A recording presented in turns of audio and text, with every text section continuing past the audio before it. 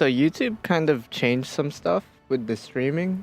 So I don't know if this is gonna be an okay stream just because with the new software that they're using. But yeah, I'm gonna be doing some farming. I don't expect too many people to drop by because I'm sure a lot of people are either busy with school or farming themselves. So I'm just here to chill. If anyone wants to talk to your boy, I'm gonna be here. But I don't expect too many viewers. I just felt like streaming because I was like, you know what? It's been a while. Just want to chill. I've done 22 rounds of lottery, the most I've done. Really? Okay. The most I've done was actually with this event. I've only done 7 lottos, as you know. So I'm extremely behind, but I'm going to try my best to catch up. I'm already in the middle of farming as we speak. So yeah, I don't have the most efficient farming team. Unfortunately, I don't have a max limit broken kaleidoscope, so that really kind of sucks ass, to be fair, to be honest. But I'm working with what I got. I'm working with Helena, and it's the usual Skadi team, but without the max limit broken kaleidoscope. And I don't have waiver either, so I don't even have that option. So I've just been substituting with Helena. Had a Rash on the team, but a Rash is dead since turn 1. And yeah, just been chilling, just been straight chilling. I think I have servants. Oh no, I don't have it turned on. Never mind. But yeah, how was everyone's day? How's school? I know fall semester started for a lot of people over the past month. So I know you're in school, right, Archer Blades? If you talked about this, but you know, how's classes? Did you guys have your first test? How be everything going? Everything all right, I guess.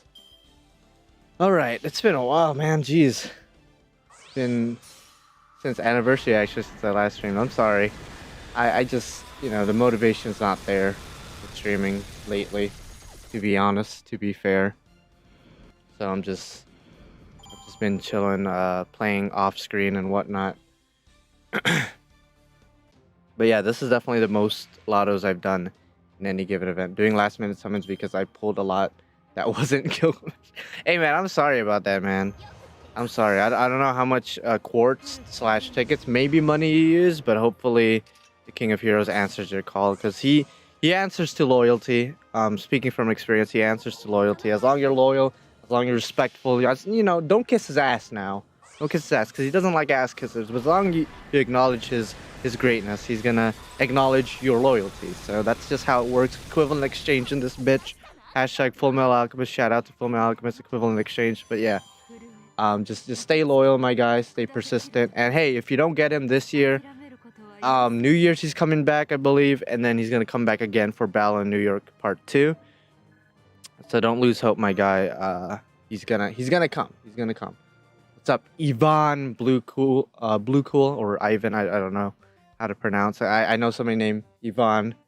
Some people call him Ivan, and I'm just like, okay, now I don't know how to pronounce that name when I see it on anyone else, but it'd be like that sometimes. Either's fine. Okay, that's cool. That's cool. How's your farming going? If you've been farming, I don't know. If I have any JP players, how's your farming going over there? Is it going well? Yeah, this team's all right. This team's all right. Initially, I was relying on Nita Chris, but then I bond Tender, so I don't really want to bring her anymore. I mean, I will bring her every now and then, but like, I'd rather bring somebody I have not bond 10 yet. So Arash has been kind of the choice, and then I also have Helena there to back Lancelot up. Because 3-turn farming with the Skadi system without waiver or a maximum broken kaleidoscope is kind of a bitch. Not gonna lie, it's kind of hard, like my penis, but it'd be like that. School's cool. Don't know if you've seen, but my class. You know what, dude? I saw it in my support, and I was like, my guy, this man got him to NP5. Congratulations, my guy. Hopefully, you're happy despite all the wailing. I did see that because my girlfriend was looking at the Gacha thing in my Discord, and she was like, yo, look at this, and I was like, what? And I was like, oh my god. But then, you know, in the end of the day, you got him. I saw it on your support, and I was like, yo, bravo, dude. Took a lot more than it, you know, than you probably would have wanted, but you know, it'd be like that sometimes. At least you got him. Just be happy with that, and all that good stuff. I'm on 100 boxes so far on JP. So, well, then fuck me. In JP, I couldn't farm as much as I wanted to. Initially, I wanted to farm there a lot more than NA, But then I looked at how many apples I have, and I was like, oh, that's not gonna work. And before anyone says, oh, why don't you use rainbow apples? They're very efficient. They are efficient, but they also cost money. And your boy don't want to use money just to continue playing a free-to-play game. You know, it just be like that. That's just me, though. I'm sure most of you guys don't give a damn, but it'd be like that. Finished a few days ago and saving for Christmas farming. Okay, yeah, true. Actually, Christmas, I believe bones are gonna be there in the lottery. I actually do need a lot of bones, so I'm definitely gonna save for that. Thankfully, in NA, I do have a lot of apples. I've already used like 160 or 170 golden apples on this, but yeah, I want to break my PB and get to 300 bucks, but ran short of apples. Yeah, see, I'm in the same boat. Derpy lava cake. I just, you know, my apples, I don't have a lot. So, I mean, I do have a lot. I just want to save them for later events and whatnot. So I'd rather not fuck myself for the future. Again, rainbow apples is not an option. As you guys can see, 215 golden apples. I don't want to use my quartz, especially after what happened this past summer. Going into Gilgamesh, granted, I did get my Gilgamesh to NP3, which was the goal. But now it's time to save for later banners down the road. Specifically, I'm actually going to skip on Sitanai. I don't know if anyone's going to be going for her. If you are, good luck. But I am going to be going for, I believe, this December for the Emperor, the Chinese Emperor motherfucker, because he's really good. He's really fun to use. And I wouldn't mind another ruler, to be honest with you. Speaking of money, what units are you? Hey, you literally asked the question right when I answered. So yeah, I'm going to be It's going to take a while for me to roll again in December, in FGO NA. It's going to take until December for me to decide to do that. But yeah. Gonna be rolling for the Emperor motherfucker. He's good for soloing. He's very good in arch teams, stalling teams, all that good stuff.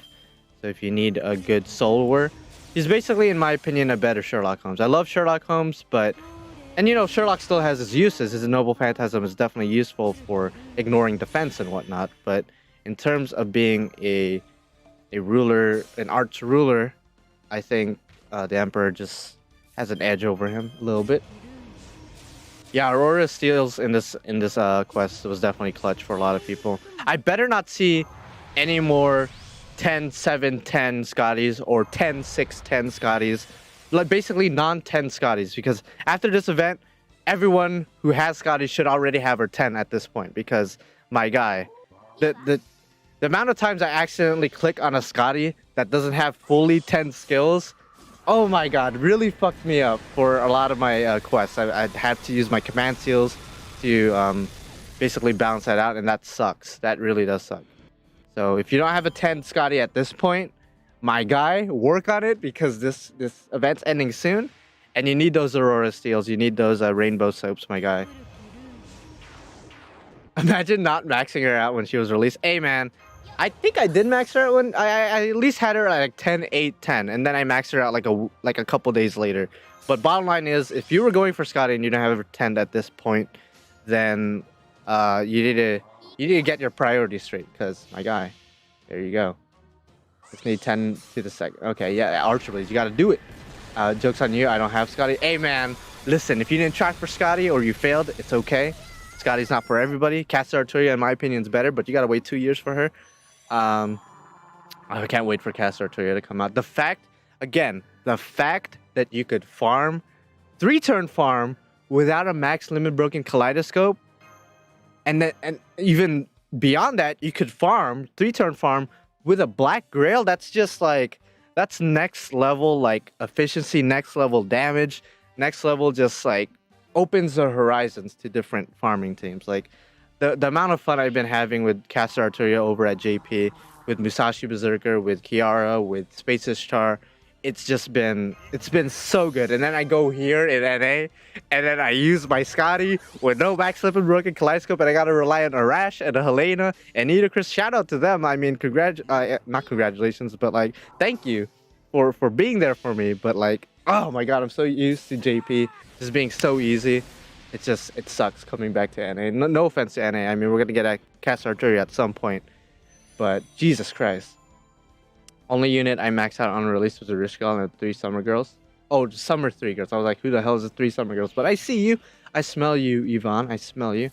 Oh, Proto Merlin. Yeah, let's talk about that. If anyone has seen the Fate Grandeur arcade stuff. with Proto Merlin. I cannot wait until she comes out. I have always wanted a female Merlin because Merlin himself is a very beautiful man.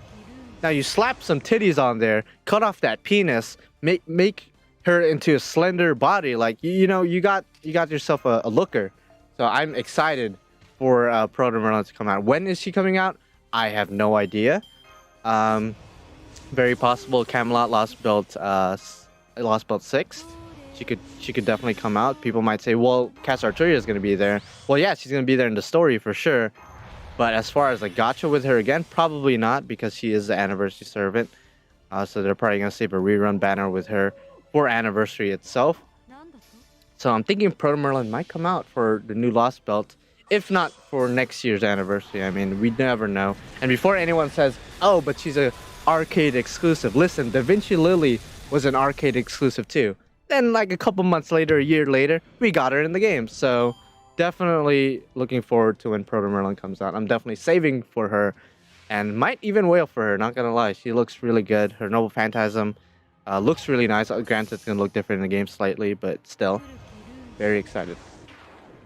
I'm lucky to have high NP level on Circle. I do have him at NP4, so that does help me a lot with the damage aspect of things for sure. Yeah.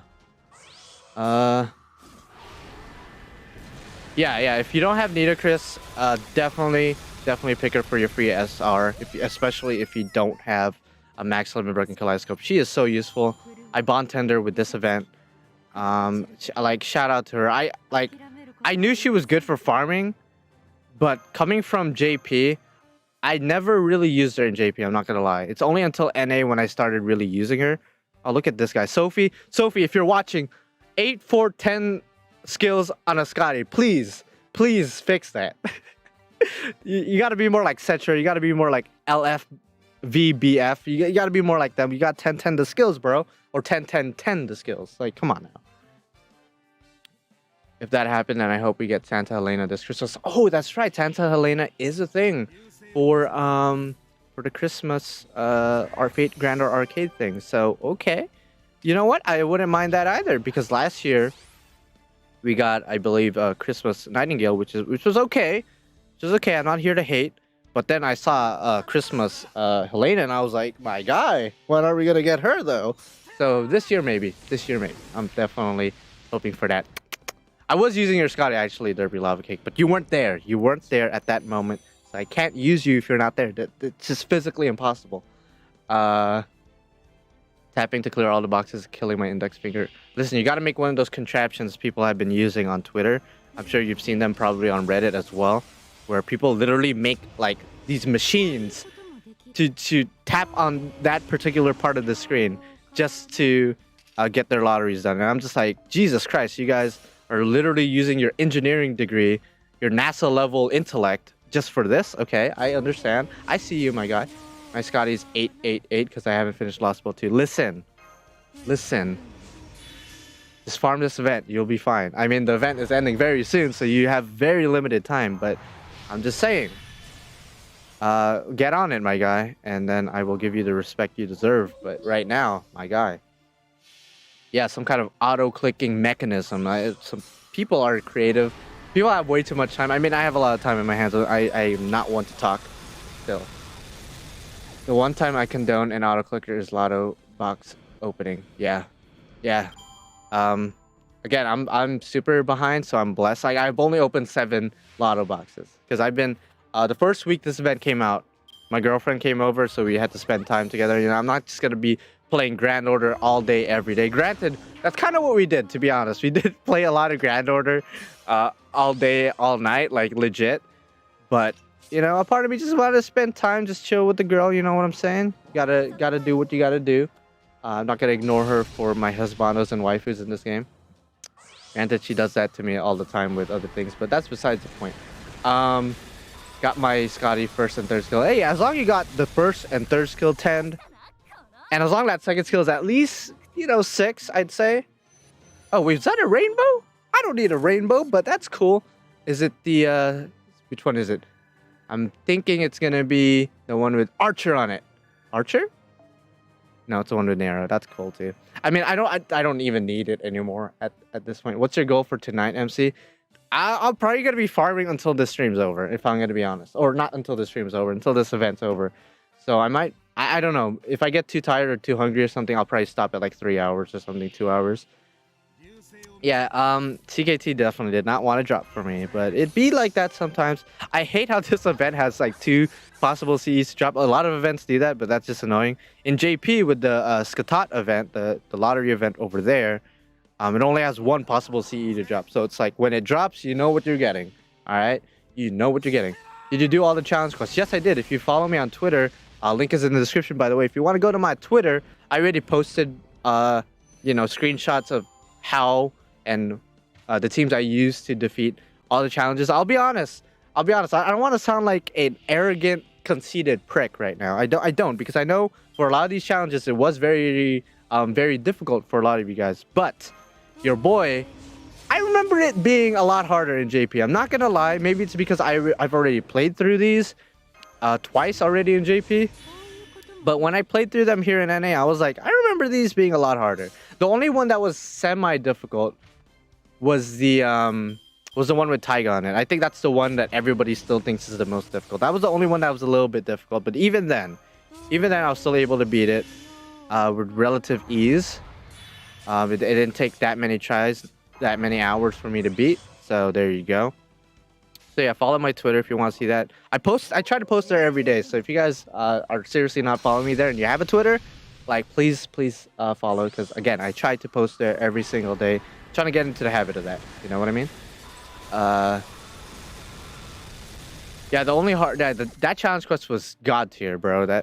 And granted, guys, you guys need to understand, when I do these challenge quests, again, I have screenshots on Twitter if you want to check them out. And based on my past record with doing challenge quests on stream or on video, like I do not rely on Waver, I do not rely on Merlin, and now I don't rely on Skadi. I do rely on Tamamo because he's not as broken as them, but yeah, I don't rely on the big 3. So I was able to beat these challenges without those, and without command seals, of course, because command seals, I believe, is just, you know, the easy way out. I'm not down to use that. So yeah, very, very fun nonetheless. But yeah, the Tiger one was the only one I found really hard. The second hardest one, I actually don't know, because Torara Toto was obviously the easiest one. You could solo him with Ku Lancer 3-star like easily. But I soloed him with Enkidu. I don't know. The MHXX one, it's only hard if you don't know what to do. But once you figure out what to do, then that's actually pretty easy. The way I beat it actually was I had Shuten, John, and Abigail in the front. And you might be like, that's a very peculiar team. What the fuck? Well, because you have to stun MHXX. If you stun her or charm her, then she can't do anything. She won't use her skill to kill one of her allies to get those buffs. So that buys you time. Not only that, but with Shuten, with her Noble Phantasm, she could skill seal, which won't prevent MHXX from attacking, but it will prevent her from using her skill to, again, gain those buffs from her allies or from the other enemies. So that's basically what I did. I just unlocked her, got all the buffs for myself, and then basically destroyed her from then on. So there you go. Just stun lock her, charm lock her. If you haven't finished that quest already, then it's pretty easy to do. There's a lot of charm and stun servants out there. I had Abigail there for that as well, because her second skill has a chance to stun. And she's also a foreigner, so she's going to tank those hits like a motherfucker.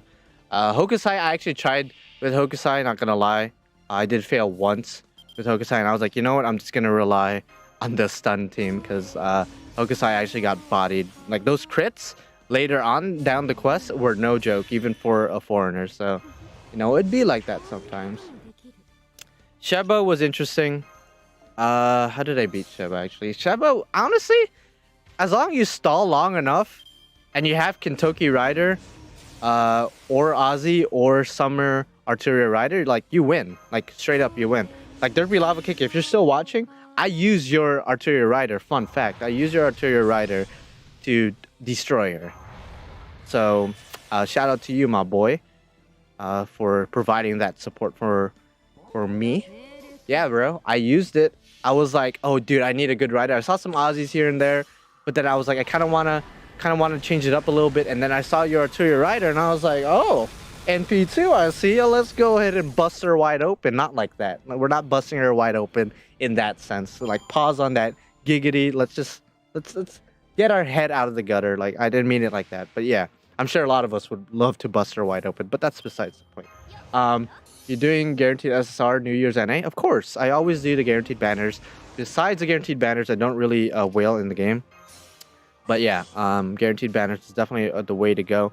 As far as who I want, I mean, Dantas is always there for somebody I want, but you know, Dantas doesn't like me at all. I wouldn't mind getting waiver, just because I still don't have waiver and it's a real pain to farm without him.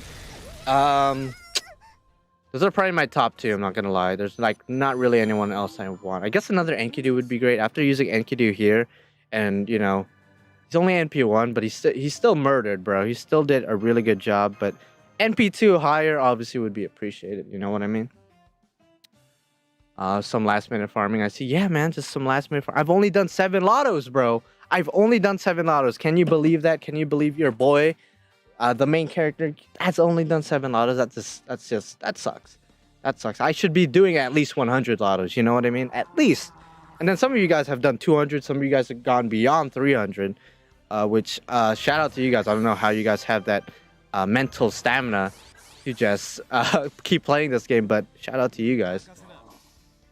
Top ones for guaranteed SR is Shiki, Ishtar, Rishgal, Ilya, Cleopatra, Okita, Alter, Raiko, and Hokusai. Ooh, that's beautiful. How many on JP? So on JP, it's even worse because, well, it's not even worse. Actually, no, it's a lot more. I've done, I think, 80, but that's as far as I can go because I have no more golden apples. No more gold apples I'm willing to use. Whereas here in NA, I have a shit ton of gold apples, so it's like, I gotta make use of them.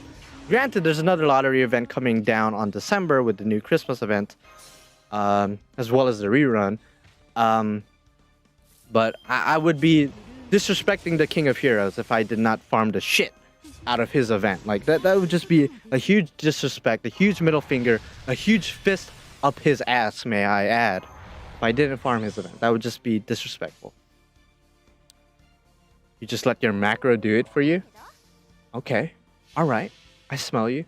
Yeah, farming in JP is just so satisfying, so easy. Caster Arturia, Musashi, Spacious Char, Kiara even.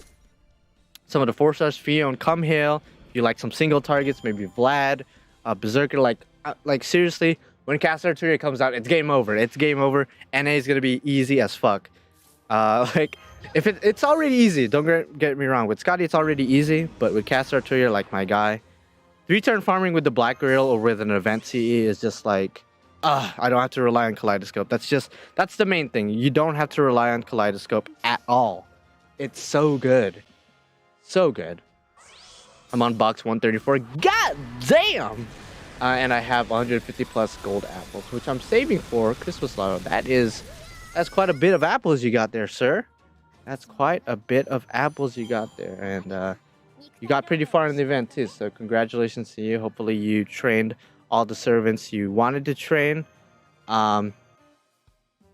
Yeah, whoever, like, because I understand some people when they say, I'm going to skip out on Skadi, which, you know, is already weird as it is.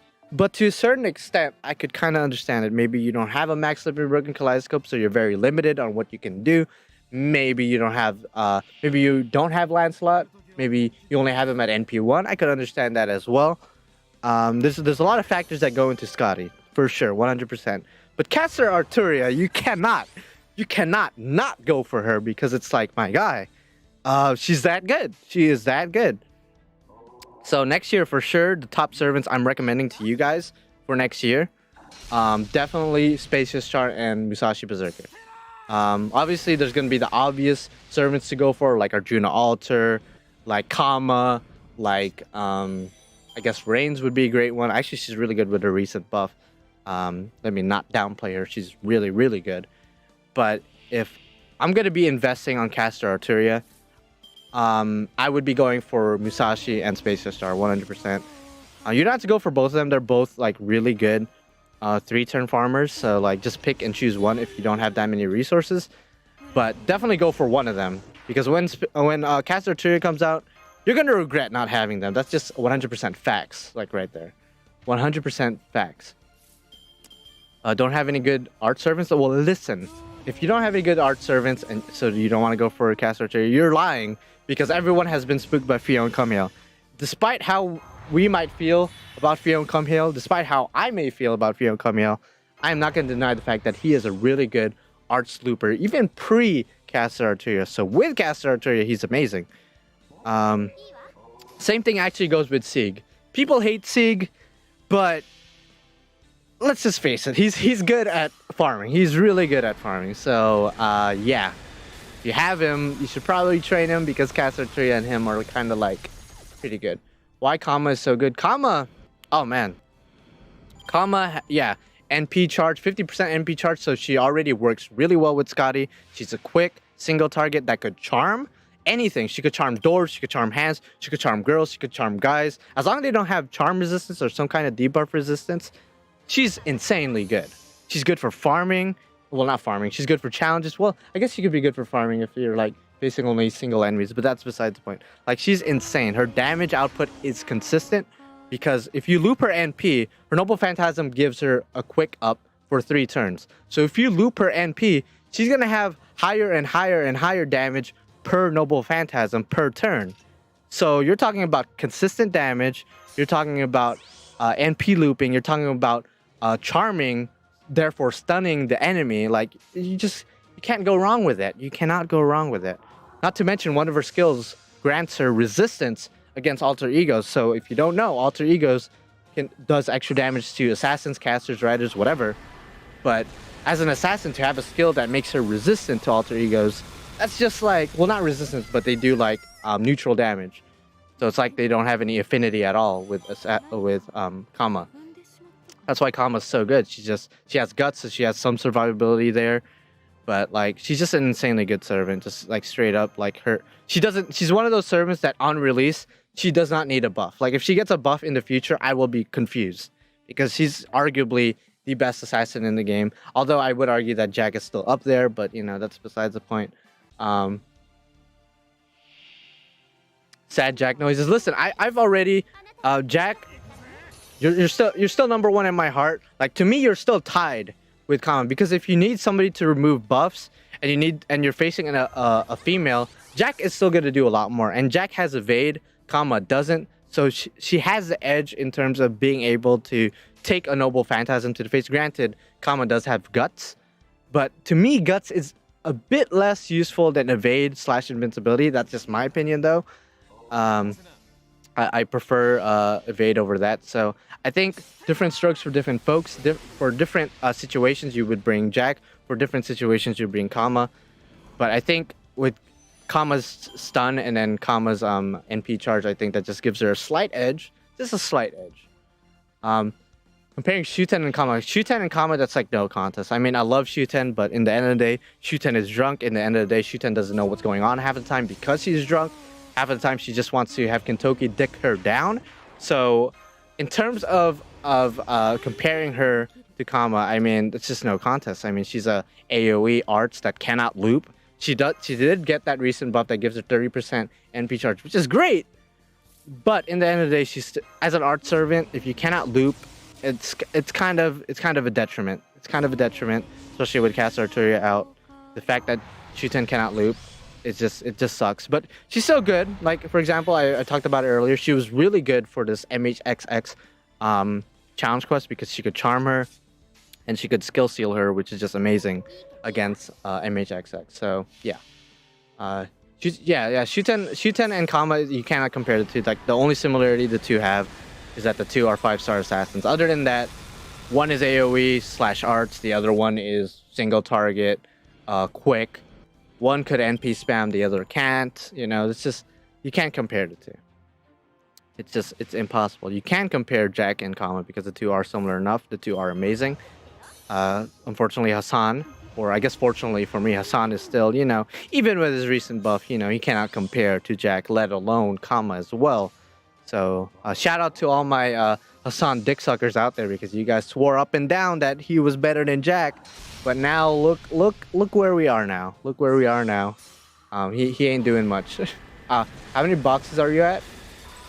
Bro, it's in the title. I've only done 7, your boy. I've only done 7, so I be like that. Ew. Ooh, that was a CE drop. It was the EXP CE though. He's at 1,000.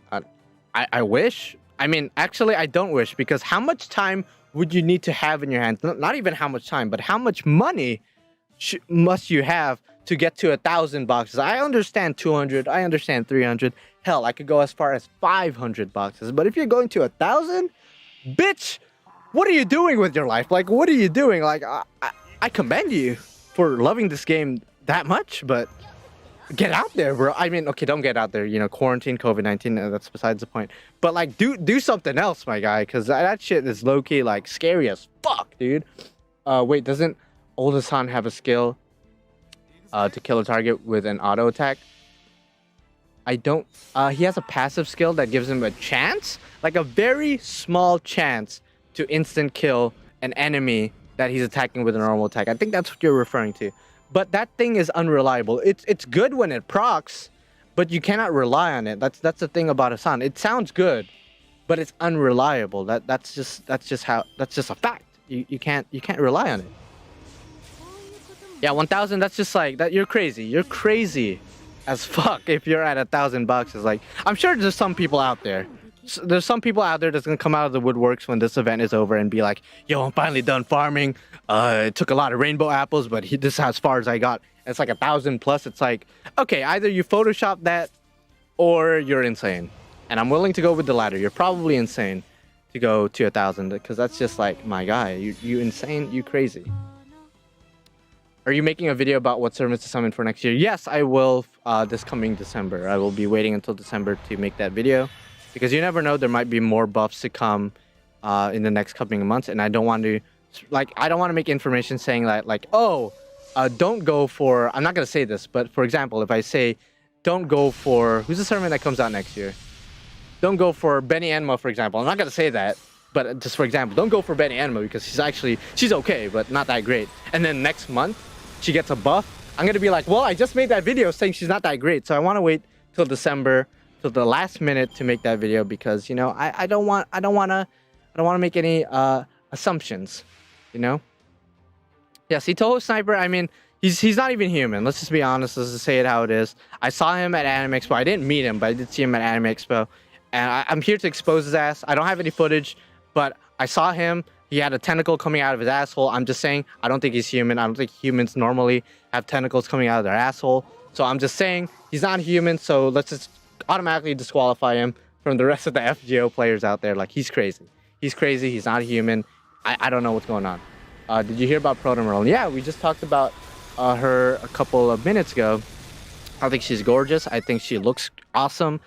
I saw some people looking at her ascensions and being like, wow, her ascensions don't have too many differences in between each ascension art. And I'm just like, because there's not much you can do. Like, she's already beautiful. Like, there's not much, like, don't fix something that's not broken. You know what I mean? Like, if she already looks good, don't add too much or don't take out too much. Like, she already looks good at Ascension 1. Like, when she comes out, I'm gonna go crazy. I don't care if, like, she doesn't change with any of her Ascensions. She already looks good. So it'd be like that.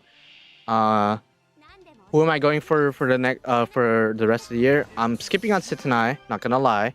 That rhymed. Okay, that's cool. But I am gonna be waiting for December to go for Emperor QSH, because he is absolutely amazing and he's cool. He is cool. What do you think of Sita? Oh, I actually did see Sita as well. I think it's been long awaited for her to finally become a servant. Granted, she's not a servant here in the actual game, but it's nice to see that DW has not forgotten about her. So that gives us hope that maybe she'll come out in the near future. So I'm thinking she's probably going to come out, because she's definitely not going to be a 5-star, at least in my opinion. Like, if you're going to have Rama, her husband, be a 4-star, and then she's going to be the 5-star, that would just be kind of weird. So I see her being a 4-star, if not even a bronze servant. I'm not gonna lie. She might already have a rarity in the arcade, but they might change it. I don't know. I don't know if that's something that they would do. But I can see her coming out in next year's anniversary. Kind of like what they did with Jason last year. Kind of what they did with a bunch of bronze servants they did last year. Bartholomew and all them hoes. So I think she might come out for next year's anniversary, along with maybe Proto Merlin. I mean, I don't know. Labyrinth event. Yeah, she should have been. She should have been. I feel like that would have been an appropriate time for her to debut, for sure. Are we rolling on the Thanksgiving banner? Probably not. Probably not. No. Right now I'm at a limited amount of courts and tickets, so I don't want to just throw it away for who knows who. I just want to go to the Emperor this year. Get him at only NP1 because honestly, if you're going to be going for the Emperor this December, you only really need him at NP1. Yes, getting him at higher NP level will make him a bit stronger, but he's perfect the way he is at NP1, so don't worry about a higher NP version of her.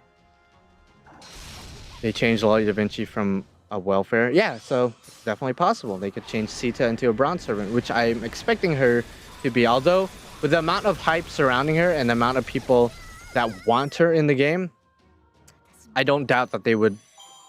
They may make her a 5-star just so people will wail for her. I mean, it's just the way it is. But the situation between Rama and Sita, DW really be sticking to their lore for now. You'll see. You'll see. All right. I have a lot of QP, by the way. 489 million, and I've only done 7 boxes. What? That's crazy. That's crazy. I'm just waiting on the next Musashi raid up to finally get her. The only servant I ever wailed for. Hey, man. I hope you get her because she's an amazing servant. She's very cool. Shout out to Musashi. Thank you for what you've done for us up until Lostbelt 5. Spoiler alert.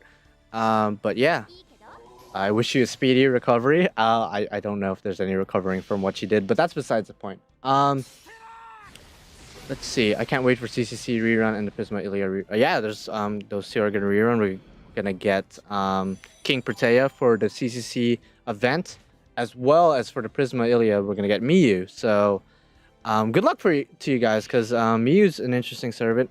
I don't want to speak too much about her because honestly, she's not that great. She's cool. She's cool. Like, she's cool to look at. She's cool to have, especially if you already have Ilia. But she's not that great. Just straight up, she's not that good. So if you were on the edge about going for her, then just know you're probably not gonna use her that much. Just straight up. It just be like that. As far as King Protea, as somebody who got her twice from the guaranteed banners, you know, she's cool, but I'm a bit biased just because I didn't want her at all. It's okay. It's okay. Miyu is basically mini Merlin with damage drain. Yeah, I mean, that's giving her too much credit because on paper she does look like a mini Merlin, but she's like, I'm not even gonna go there. I was gonna say something really offensive, but you know, it'd be like that. In this event, I got Vlad, Gilgamesh, and Raiko. Wait, how the fuck did you get Raiko? As far as I know, she's limited, unless the NA is just different and they put her in the gacha. But pretty sure Raiko isn't a thing in the normal ban. So correct me if I'm wrong. But congratulations on your Vlad, and of course your King of Heroes Gilgamesh, because that's awesome. Anyone who went for Gilgamesh, congratulations. If you got him. If you didn't get him, then sorry. There's always New Year's. Again, Gilgamesh is coming back in 3 months, and he's coming back in a year. So he's going to have 2 more banners next year. So just be cool. Oh, you right. I thought you meant in the same banner. You're right. Raiko came back along with Shuten, right? Yeah? Unless I'm confusing it with JP. But yeah. Congratulations, my boy. For getting Raiko. I pulled Karna in like 3 Shebas. Oh my goodness gracious. I hope you like Karna. I mean, his reanimation is gorgeous. His costume that he's going to get for Lostbelt 4 is absolutely badass. So, congratulations, because you're going to have a very good looking motherfucking servant next year, my guy. Yeah, congratulations on the Raiko. I completely forgot that Raiko had a raid up at all. Because, you know, when I see Gilgamesh's gacha, every other gacha does not exist anymore. That's just a fact.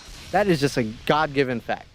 So I apologize to Raiko. I apologize to the people who got Raiko, and I was questioning your intelligence for a sec. My bad. My target servants for next year is Murasaki. That's cool. Murasaki is coming out for Valentine's, I believe. Summer Carmilla and Summer Melt. Okay, I see. Summer Melt, very good NP looper as well with the caster Arturia team comps. Like, you might be thinking, wait, Summer Melt is an arts? Yes, she is. You would think she would be a quick, but she's not a quick. She's an arts, which initially, the first time she came out, that was kind of a disappointment because then she didn't really work with the Skadi teams. But then Caster Arturia comes out a year later, and now she's really good. So, yeah, very, very good servant. So, definitely a smart move to go for her if you need an NP looping Lancer, for sure.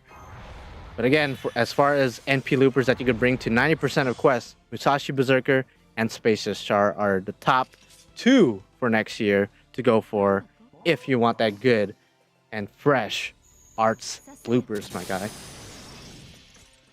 Nero has guts 3 times over 5 turns when max out, which gets. Oh wait, are you guys talking about the challenges? Cool.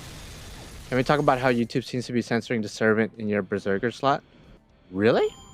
What do you mean?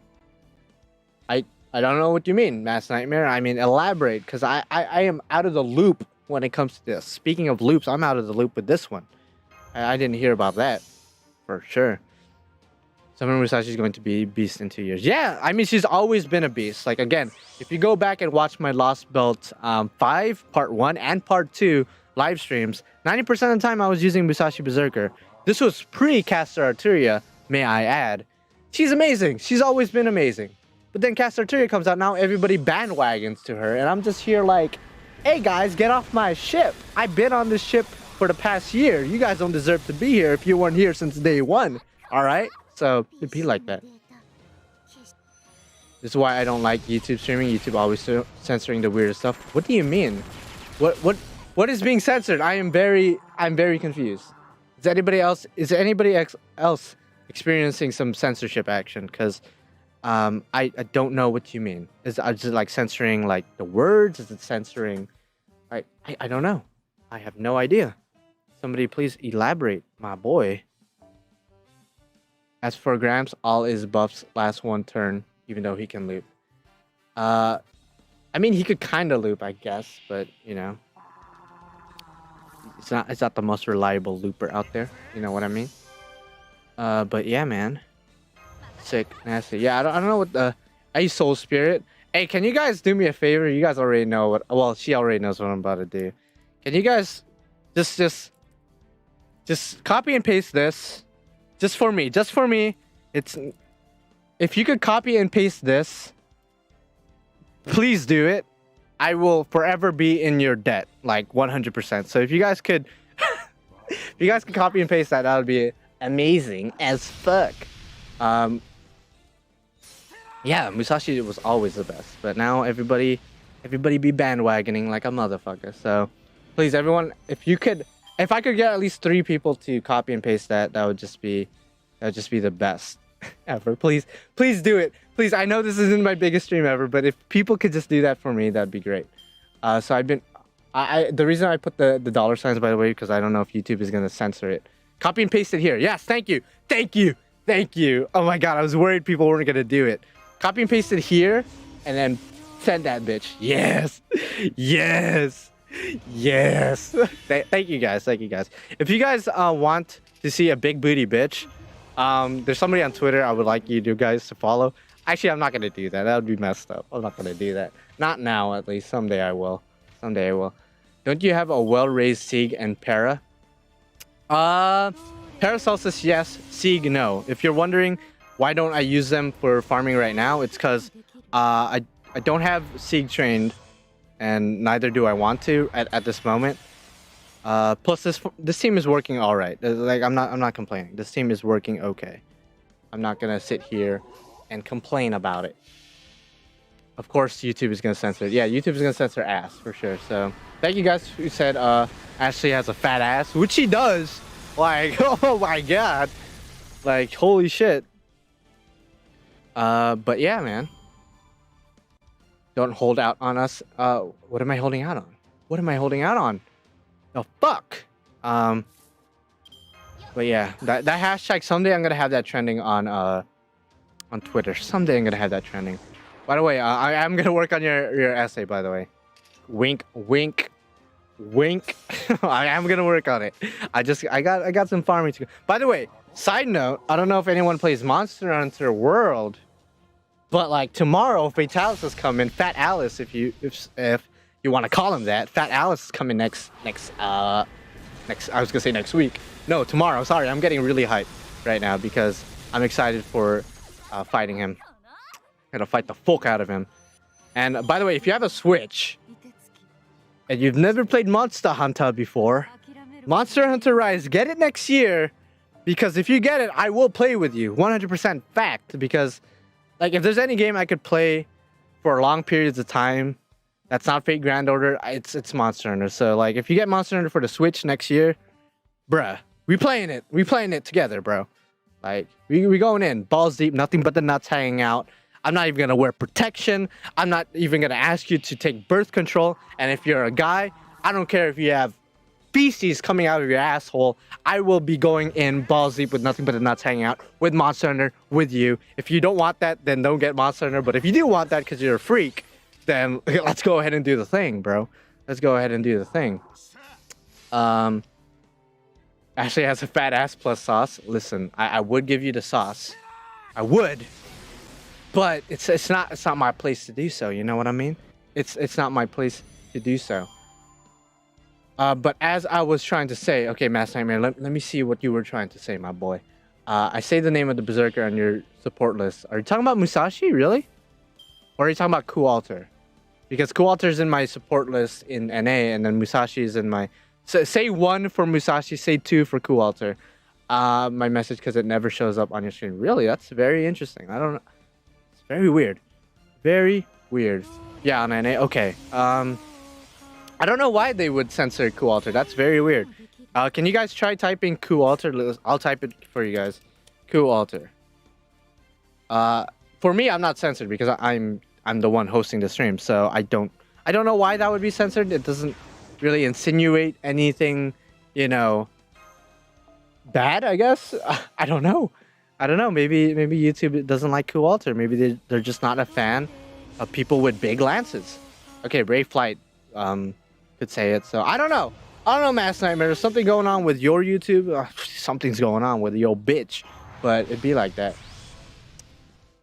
Seems like I'm the only one going for Nobu Avenger. Listen, Nobu Avenger, hey man, if we're gonna be talking about the top 10 best designs in Fate Grand Order, just straight up Fate Grand Order, like, Avenger Nobu's up there.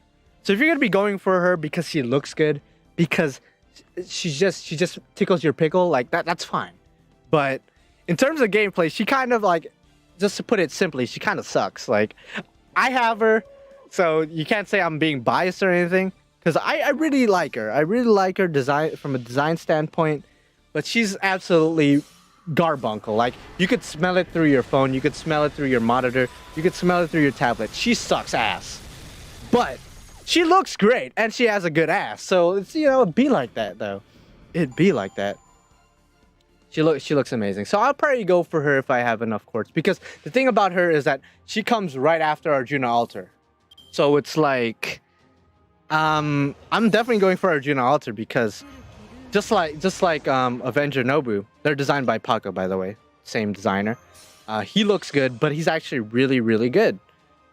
Can't say the same thing for Avenger Nobu. She looks great, but she's complete ass. So it'd be like that sometimes. So Mama Nobu, if you're watching, I'm going for you, maybe.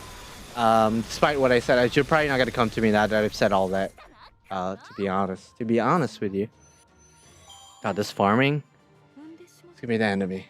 I've already been streaming for, how long have I been streaming? Almost an hour, 50 minutes. That's cool. And I don't know how many boxes I've already farmed out, but I've definitely used like 8 golden apples at this point. So it'd be like that.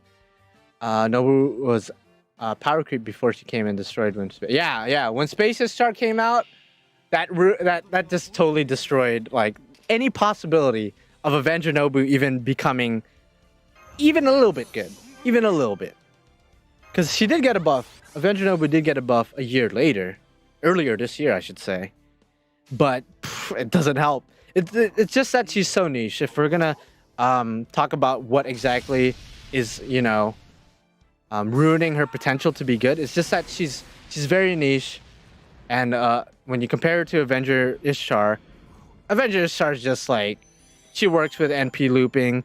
She could change her cards so she could work with Skadi, Merlin, or Caster Arteria / Tamamo. Like, she could work anywhere. Whereas Avenger Nobu, you have to rely on burns. Like, it's just, I don't know. It's just unfortunate. That's such a good-looking servant. It's just not as good as she can be. You know what I mean? I wish she would get like 5 more buffs or something. Then maybe she'll be good. Maybe. I'm not sure if I should summon for her because I'm saving for Arjuna Altar because I really want him. I would, in your situation, I would probably just go full out for Arjuna Altar, because the thing about Avenger Nobu is that she's going to come back again a year later, so she's guaranteed to have at least another banner. Whereas Arjuna Altar, so far he's only had 1 raid up, 1 dedicated raid up. So unless you're extremely patient, then I would just go for Arjuna Altar, because homie is rare as fuck. Like, again, he hasn't had another dedicated raid up since the first time he came out. So unless you're lucky in the guaranteed banners, like, chances of getting him is like really low. Really low. DW really hates John Dark Ruler. She's still good though. She's still good. Caster Arteria. Yeah, I mean, Caster Arteria is basically in some ways a better John. I mean, John does have the heals, and she is still a ruler, therefore she's still a bit more tanky than Caster Arteria, but in terms of everything else, every other factor out there, yeah, Caster Arteria just blows her out of the water for sure. 110,000%. For sure. I've used half my gold apples, so I'm gonna save the rest of my apples. Crystal Water. Yeah, true. I need bones too. By the way, if you hear my dogs barking in the background, they're barking. Shout out to Olga. Shout out to Ringo. Hey man. But yeah, they're barking right now. Don't know why, but sometimes they just, you know, they're dogs. Dogs bark. That's just what they do. Yeah, John's second skill, like, how have they not buffed it at this point? It's such a bad skill. It's just so bad. Like, NP damage down to an enemy is just not good. Especially if your Noble Phantasm makes it so 90% of servants can't even hit you with their Noble Phantasm. Like, what's even the point of that skill? There's no point. They should buff it. I don't know what they can do with it that would make her really, really good. But just change something with it, DW. Add a couple of effects to it, because NP damage down is just such ass. Like, my guy. Straight garbage. They could definitely turn it into battery, because she could use some kind of battery for sure. 110%. So about that Berserker on NA that is not fully max skill. Oh, that's what you were talking about. To be fair, my servants in my support list, I think there's only a handful of servants that's like fully maxed out 10'd. So I apologize for not 10'ing him. It's because he needs, I believe he needs bones, right? And I don't have a lot of bones. So yeah, I'm definitely gonna be 10'ing him this coming Christmas event, because the Christmas event is gonna give bones. So I probably gotta wait for that to happen. So forgive me for not 10'ing him. Forgive me. But it'd be like that sometimes. I think I could get away with that, because not 10'ing Skadi is sort of a crime against humanity.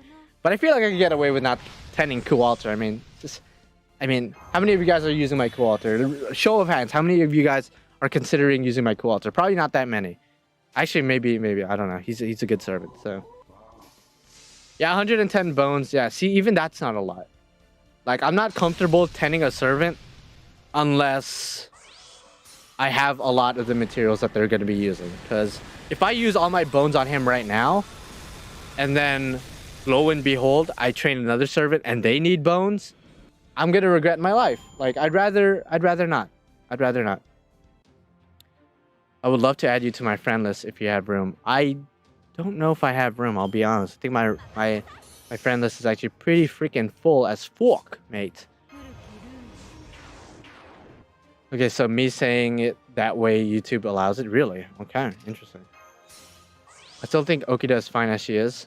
Okida Alter or Okida normal Okida? Normal Okida, arguably she's still good. But I feel like, just like with Gilgamesh, because you guys will argue Gilgamesh doesn't need a buff. But in my opinion, Gilgamesh and Okida, with the same argument, need buffs just because their skills are very, I guess, vanilla, very plain. In comparison to everything else, we get, oh, another rainbow. What the fuck? Okay, that's cool. It's probably narrow again, let's be honest. Let's be honest with ourselves. Oh, CKT, nice. I really like to see that. I would really love to see that last week, but you know, it'd be like that. But yeah, I think just for the sake of the fact that their skills look very boring, I think they need to buff Gilgamesh and Okida. So, same thing with Okida. Okida, I mean, the evade is nice, but everything else is like kind of could do better. Could do better, you know what I mean? So I wouldn't mind seeing an Okida buff. I mean, come on now. If you're an Okida fan, wouldn't you want her to get a buff? Just saying. Just saying. I have 135 boxes now. God damn! And after I roll those boxes, I'll have 800 million QP. Oh! That's very hot. Do you have a stream schedule or do you stream when you feel like it? I'll be honest. I wanted to be a weekly streamer kind of dealio. But with with everything that's been happening this past year and like my motivation, my mental state, I just cannot stream every week. So yes, I do stream when I feel like it. So when it comes to like anniversary type stuff, when big news comes out, I'll probably stream it. But when it's stuff like this, farming or like random ass stuff, like I'll only stream like when I feel like it, basically. Because I could easily do this lying down, jacking off in my bed, but like I feel like, you know, streaming just to chill with you guys. Just because I felt like it. This past week, I was like, you know what? I haven't streamed in a while, and it would be a crime for me not to stream this. You know what I mean? So there you go. I feel like that. Yeah, Okida and Gilgamesh definitely deserve a buff. I don't care what anyone says. Yes, Gilgamesh is an amazing servant. Okida is a great servant. Would I want them to get a buff? Hell yeah. Is it because a part of me is biased? Hell yeah. I will admit to bias there. But I think anyone will agree that their skills just look kind of boring. They just look plain and boring. It's outdated. I think that's a good word to describe their skills. It's outdated. The event's over in 3 hours. That's true. The event's over in 3 hours, but the shop is going to stay open for another week or a couple of days. So I could farm right now and be straight. Yeah, Ozzy needs a buff for sure, I think. Because, you know, his third skill definitely doesn't need a buff. That skill is amazing. His second skill, maybe, but definitely his charisma skill. I think anybody with charisma that doesn't give any additional buffs with it, need a buff with it. Like, they need to get those buffs. Like, because Gilgamesh has charisma. Yes, it gives 21% more attack to the entire team, but it's like, that's it? We have bitches out here that give 20%. 1% lower than you, Gilgamesh, but they give 20% NP, aka Merlin, and Cast Archer gives 30% NP. Like, it's like, bruh, Gilgamesh, I love you, but get on that buff, my guy. Get on that buff. DW, get on that buff right now. Because he needs it. He deserves it. He's the king of heroes. He is the golden king. He has more nicknames than 90% of us will ever have women in our life. That's just a fact. He has more noble phantasms than any of us have, like, collectively in our bank accounts. That's just a fact. So, DW, get on it. Buff him. I don't know why I got on this promo about Gilgamesh, but I'm just saying. He deserves this. He deserves this for 100%. I actually didn't clear out the Gilfest event shop because I bought all the materials as far as like ascensions and skill stuff, but as far as like monuments and statues and like I'm just not motivated to farm those out because I already have a lot. So it'd be like that. Yeah. My boss fired me after I called him an idiot for making a deal, and today an ex-coworker told me my ex-boss got ripped off, and I was like, I told him. Interesting. Interesting. Very interesting. I'm sorry to hear that. I'm sorry to hear that you got fired. Hopefully you find another job soon, my guy. Because especially with the current climate of the universe right now, or not the universe, the planet. Why did I say the universe? It's like COVID's not that big of a deal for the entirety of the cosmos. But yeah. Hopefully you get a job soon, because God knows that we all need money right now. We all need funds for, you know, our gacha games, for life in general. You know what I mean? Gil is love, Gil is life. Yeah, he is. He's the best character in Type Moon. I don't care what anyone says. He's the best. At least the best male character, in my opinion. He's the best. He's the GOAT. I just joined and I heard Gil's buff, and I 100% agree. Yes, 100%. Let's come up with buffs for Gil. I think Gil, because okay, let's think about this. If we're gonna be serious about giving Gilgamesh a buff, let's fantasy imagine this shit right now, okay? So let's say Gilgamesh gets a buff.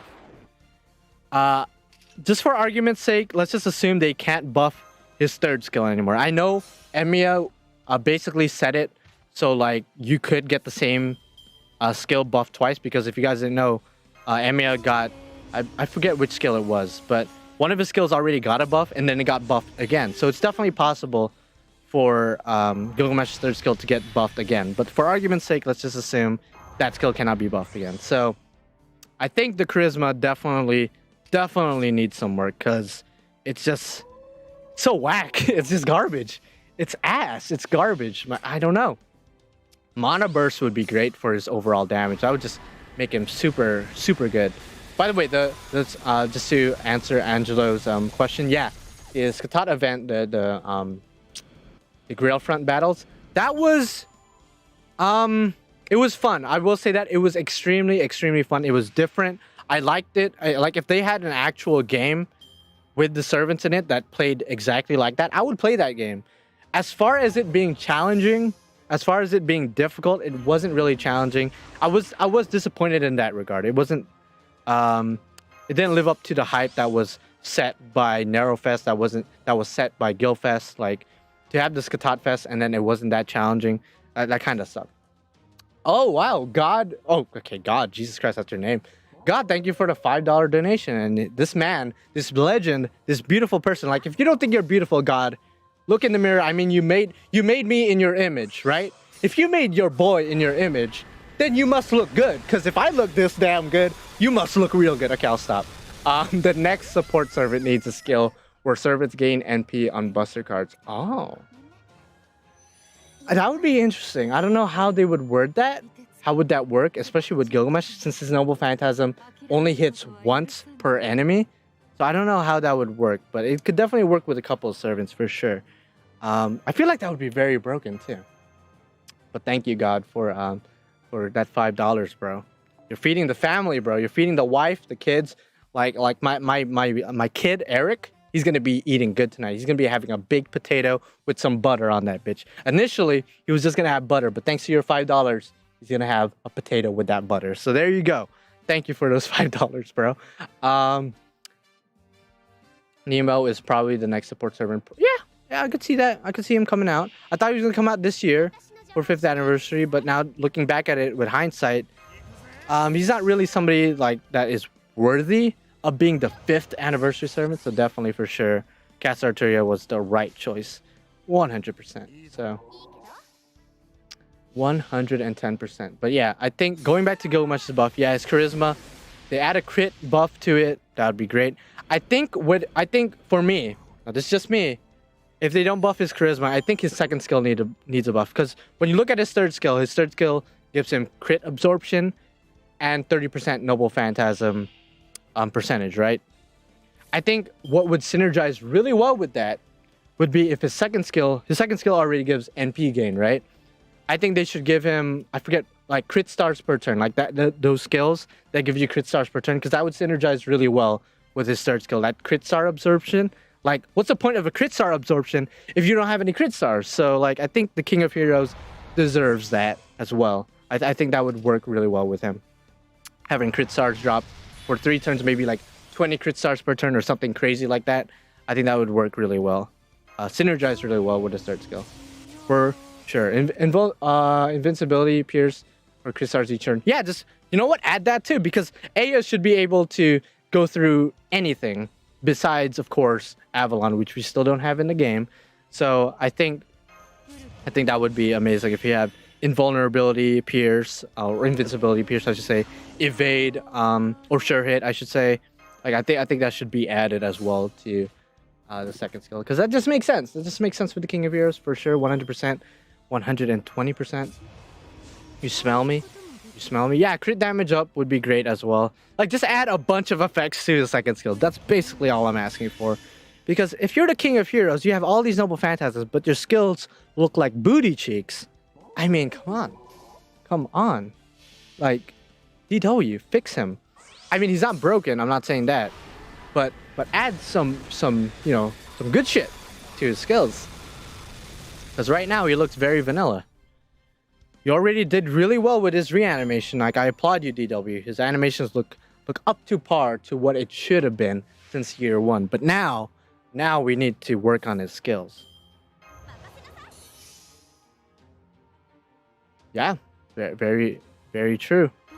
Very true, Yvonne. Very true. You're a smart man, Yvonne. You're a smart man, and you deserve to work for DW because you have ideas that I'm sure they never thought about before, because if they did, they would have done it by now. The sad thing of year one servant, the poor Kentucky is... Oh man, Kentucky definitely needs to get work done. For sure. Oh yeah, the New York Spiritron dress? Yes, 100%. Like, if Scathach could get her bunny outfit, and Da Vinci could get her Fate Granddaughter arcade outfit, with the skates and shit, where's my New York outfit, Gilgamesh? Where the fuck is it, mate? I don't know where it is. I don't know where it is. If they're working on it, then they better release it soon, because I am hungry for more Gilgamesh content, to be honest. Like, if it wasn't for Gilgamesh, I'll be honest, I probably wouldn't even be playing this game. If I'm just gonna be honest.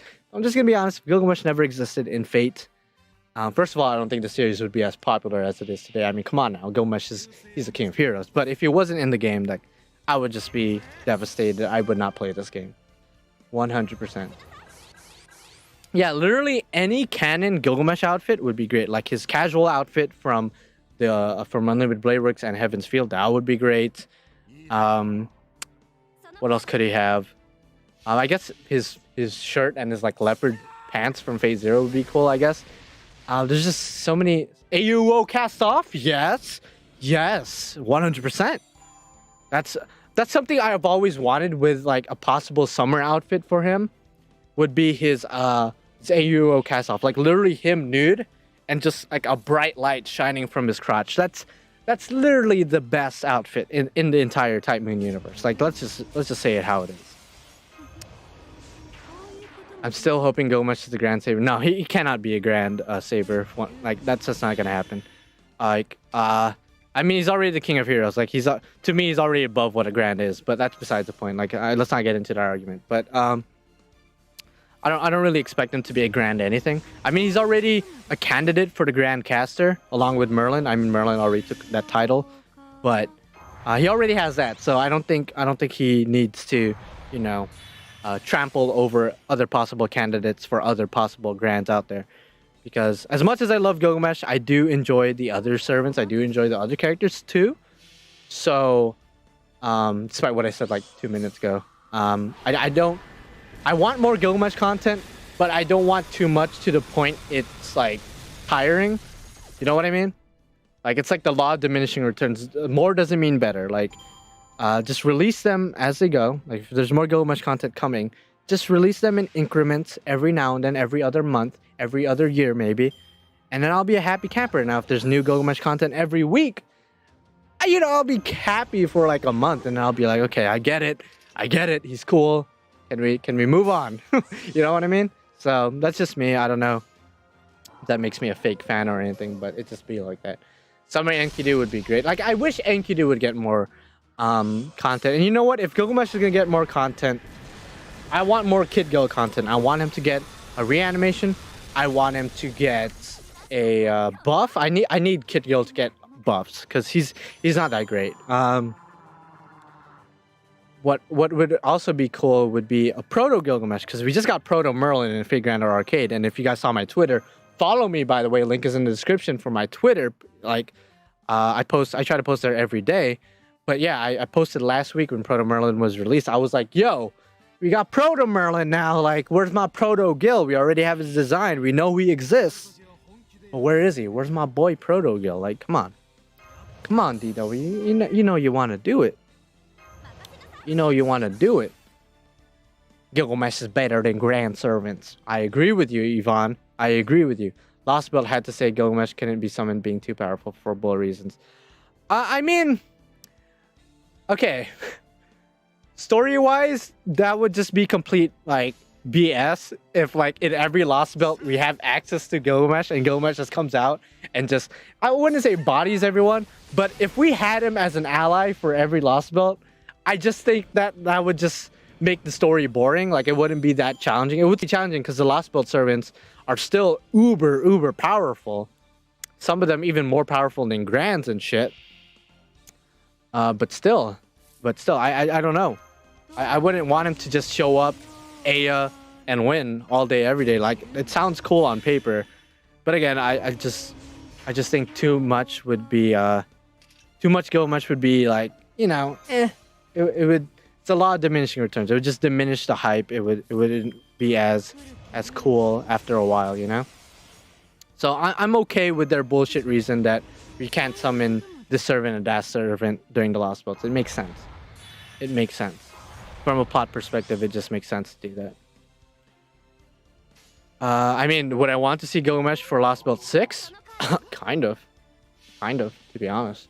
But because we are going to be facing Ort, O-R-T. You guys know who that is in the Type Moon universe. He's going to be there. And it's been a long debated thing. Can Aya affect the types? Can Aya affect Ort? We don't know. But can we know if Gilgamesh shows up and fights in Lost Belt 6? Maybe.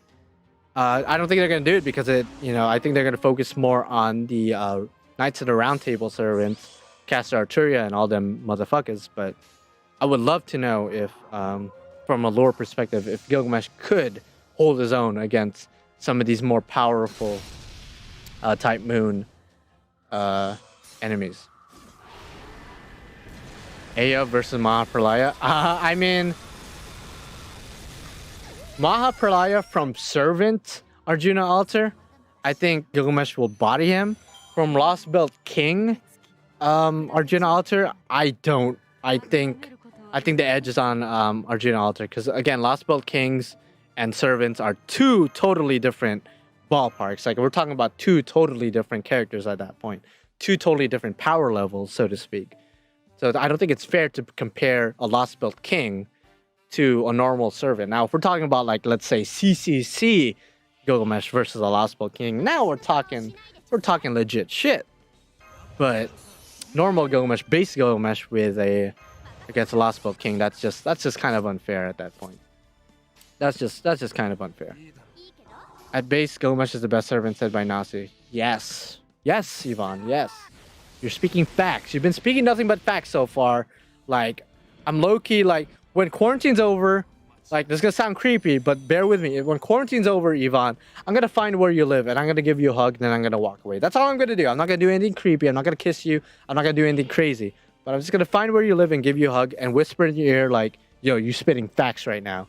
And I'm gonna walk away. Now, there's a chance you're gonna sock me in my face because you're gonna be like, yo, what is this creep doing in my house? And I might get arrested for breaking and entering. But it'd be like that sometimes, you know? That's worth a hug, in my opinion. That is worth a hug. By the way, what did you think of the new Lost Belt opening 2? Yes, it's great. I think it shows a lot that's about to happen. I will say that. Like, again, I already mentioned Ort. O-R-T. I actually, like, it's so weird saying his name out loud. I'm so used to typing it that when I say it out loud, it just sounds ridiculous. But that part in particular, like, has me so hyped because, and it has really everybody hyped that knows about him. It's great. It's gonna be great. I can't wait for that fight. As far as everything else, like the other servants that they showed, like, I remember when they showed Caster Arturia before we knew that was Caster Arturia, people were like, "Is that Proto Merlin?" But then, like, literally a couple weeks later, it's not. It's Caster Arturia. But yeah, Morgan Le Fay is there. I think that's what a lot of people are saying.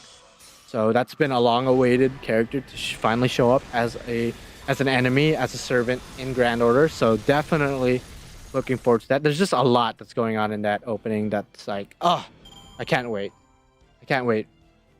Soul Spirit, you're still here? You're still here? Soul Spirit, you're still here. Why are you here? you should be working on your essay right now. What if Gilgamesh does not want to be summoned in the Lost Belts? That's very possible too, because as broken as he is, if you listen to his dialogue and what he says in both Grand Order and even Extella, he likes to just, you know, sit on the sidelines and watch. He likes to observe. He likes to see where our actions will lead us if we're able to overcome certain adversity. You know what I mean?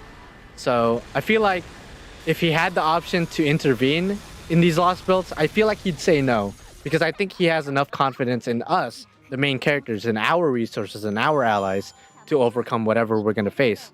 At least that's my opinion. I feel like he wouldn't want to, you know, come in and just, you know, steal the spotlight. As weird as that sounds, because you would think Gilgamesh is that type of person to just steal the spotlight 90% of the time. But I feel like he'd just, you know, want to sit down, have a cup of wine or something, drink with Enkidu on the sidelines on top of a hill or something, and watch us get bodied. You know what I mean? I need your skills for it. Listen, I need a buff though. You need a buff, Soul Spirit, because clearly your writing skills, as much as you read online, as many fanfictions as you read, like your writing, boy. Okay, let's not get into that. Let's stick into topic. Let's stick to topic right now. Final battle in space will be hype. Hopefully other foreigners can come along. Yeah. I don't know if a final battle in space will happen, but it'll definitely be something interesting if that does happen. For sure. By the way, just as a side note, right before I started streaming, okay, wait, how do I even word this? Basically, I woke up, okay, right now, it's 5:40 p.m. where I live. I literally woke up at 3:30 or something like that. So I didn't really eat. So I'm really fucking hungry. So, I might go get, something to eat, like a banana or something. Alright, Soul Spirit, go fucking do your goddamn essay, bro. So I'm really hungry as fuck. So if I leave at any given point, it's not because the stream's over, it's because I'm gonna go get something to eat, and then I'll be back to stream. So I'm just giving you guys a fair warning, because I'm hungry as fuck. I just decided, I woke up, and I was like, you know what, I'm hungry. But I also want to stream, so I'm gonna go stream first. Which is a bad idea, but it'd be like that sometimes. You smell me? You smell me? I'm gonna go drink water though, because water is good. Don't we get a foreigner every year? Every new year? Kind of. Because Abigail, we got her in JP, what was it, 2017, I think? We got her 2017. Then we got Hokusai 2018. Wait, am I getting this right? No. 2017 was Abigail. Hokusai was 2018. And then MHX was also 2018 as well. 2019, did we get a new foreigner? Am I high? 2019, last year, did we get a foreigner? I feel like we didn't, because we got Yang Guifei earlier this year. And then we also got Voyager earlier this year. Am I missing somebody? Because I feel like I'm disrespecting some foreigners out there. For 2019. I don't think we got a foreigner in 2019. We definitely got a rerun for Abigail, I think. As well as Hokusai. Okay, yeah, no. Yang was later. For sure. Yeah, no foreigner 2019. Okay, I thought I was being high for a second. I was like, wait, am I missing somebody? Because right now the 5-star foreigners are Voyager, Hokusai, Abigail, other Abigail, Swimsuit, and Yang, right? And then the 4-star is MHX. And then that's it. I think. Yeah, Voyager was this year. Interesting. I definitely want to see more Cthulhu Mythos foreigners for sure. Because there's so many deities and so many like outer gods and shit from the Cthulhu Mythos. I think they could do a lot with them for sure. So would love to see more of that. How many boxes do you have? Listen, on the title it says 7 boxes. I'm not a liar. I've only done 7 boxes, unfortunately. So I'm really behind. I'm sure you're like, wait, only 7? I'm at 100, bro. I get it. I get it. Everybody farmed harder than I did. I get it. So I'm sorry. I'm sorry if I disappointed anybody. It's just I've been busy. My girlfriend came over last week or 2 weeks ago or something. I wanted to spend time with her. And, you know, a lot has happened. A lot has happened. And then JP got a farming event, a lottery event, I should say. And then I had to focus on that for a little bit. It just be like that, man. Yeah. Oh, Lavinia's not in the game. I don't think she's gonna be a foreigner, though. I don't think she would be a foreigner. Like, if she's gonna come out, she's definitely gonna be a different class. Definitely gonna be a different class. Maybe like a bronze caster or something. I don't know. I don't know. I don't think she has any feats. Like, she's never really fought, right? So I don't know what they can do with her if she does come out. I have no idea. And you know what? Abigail's not lonely. She has Hokusai. Hokusai and her are like best friends. They're always chilling together. They're always chilling. They have lines with each other. During the summer event this year in NA, they were partners in crime. Like they're chilling. They're chilling. You know what I mean? Sometimes you only feel like going for 10 boxes. It'd be like that. Actually, everyone right now, tell me how many boxes you have. Tell me how many boxes you went, you got as far as for this event. Because I'm willing to bet a good number of you actually did not farm that much. Which I'm not trying to roast you. I've only done 7. Okay, 136. Goddamn. 27. Okay. Okay. 120, 110. Okay, a lot of people are in the hundreds. That's 160. God. Hot diggity dog. Hot diggity dog. That kind of thing just tickles my balls. I guess BB is technically a foreigner, but she's still a moon cancer in gameplay. 30, 49, 17. That's the lowest so far. Non-fate related question. Who else enjoyed that Boomo of chicken music video for Pokemon? What the fuck? Okay. I'll be honest. And maybe it's because I'm ignorant as fuck. I don't know what you're talking about. So somebody else answer that. I'll be honest. It'd be like that though. I have 30 boxes. 12. Goddamn. 45. Oh, bump of chicken song. I actually don't know. I don't know. It was awesome? Okay, I'll take your word for it. I guess it was awesome. I wanted to do more, but I wanted to save apples for Christmas lotto. Same. I have around 200 apples right now. And I need bones. And I know Christmas gives bones. Therefore, it would be a smart plan of me to go for that lottery, to go harder on that lottery. 203 bucks. My lordy lord. Woo. Ooh. That is insane. 102, and this was your first lotto. Nice, dude. Nice. I will say the first time I did lotto ever in JP, I don't think I even made it that far. I think I like literally did like 20, and then I was like, I'm tapped out. I don't want to do this anymore. But here in NA, I think this is the most I've done. This is the most I've done in NA, for sure. Fino's going for like 1,600 boxes. Yeah, Fino's crazy. Fino is not human. Just like Toho Sniper, they're just not human. Like, at that point, at around 1,000 boxes, like, is there anybody, like, you still need to train? Like, what's even the point? You know? But I guess they're just doing it for the memes. I have no idea if they're doing it for, like, actual purpose. But that's crazy. I really think they made Scatfest easy. Yeah, that shit was easy as fuck. Like, there was no challenge quests. Like, the only challenges was the Grail Front battles or whatever the fuck they were called. And they were fun. Again, I said this earlier. They were really fun. I really like it. I wouldn't mind if we had like a full-blown like chapter based around that gameplay. But I feel like if they made the AI smarter, because there were certain things that the AI did that I was like, okay, you just fucked yourself over. You could have won, or you could have made the battle last longer if you did this. But that's besides the point. I feel like if, you know what? If they did like a PvP thing with that kind of gameplay style, I think that would be cool. I think that would be cool. That'd just be pretty sick. The Grail Front thing was pretty good. Yeah, I was going to hit this farming hard, but Data Life had a new Kurumi. Fun fact, you're the first one to bring up Data Life. I actually pulled her.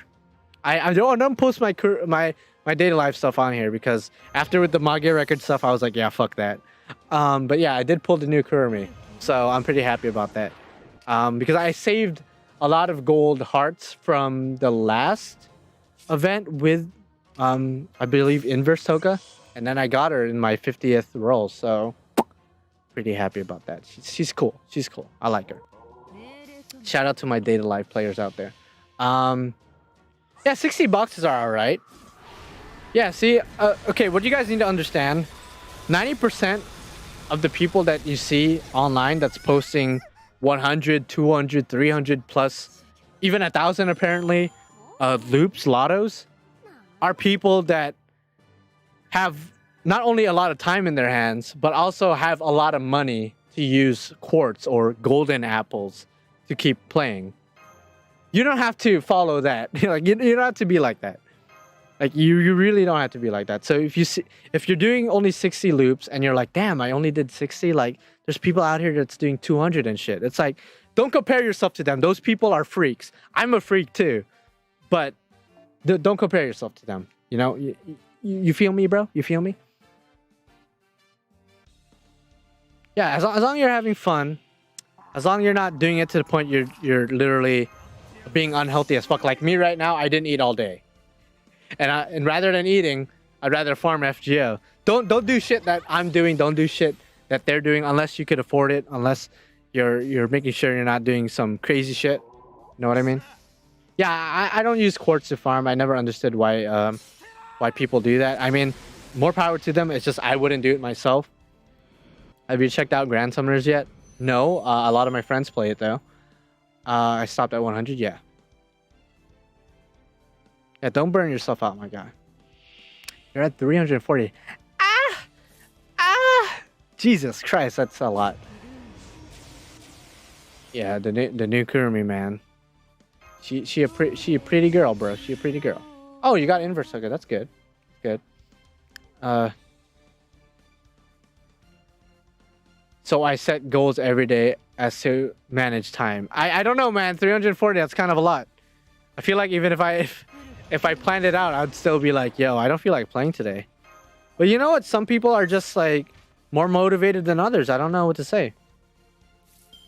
Some people are just more motivated than others. You know what I mean? I did 11 boxes. God damn, it'd be like that. I definitely use quite a bit of apples, not gonna lie. Like if you saw my Twitter post, again, link is in the description for my Twitter. I posted how many apples I had before the event.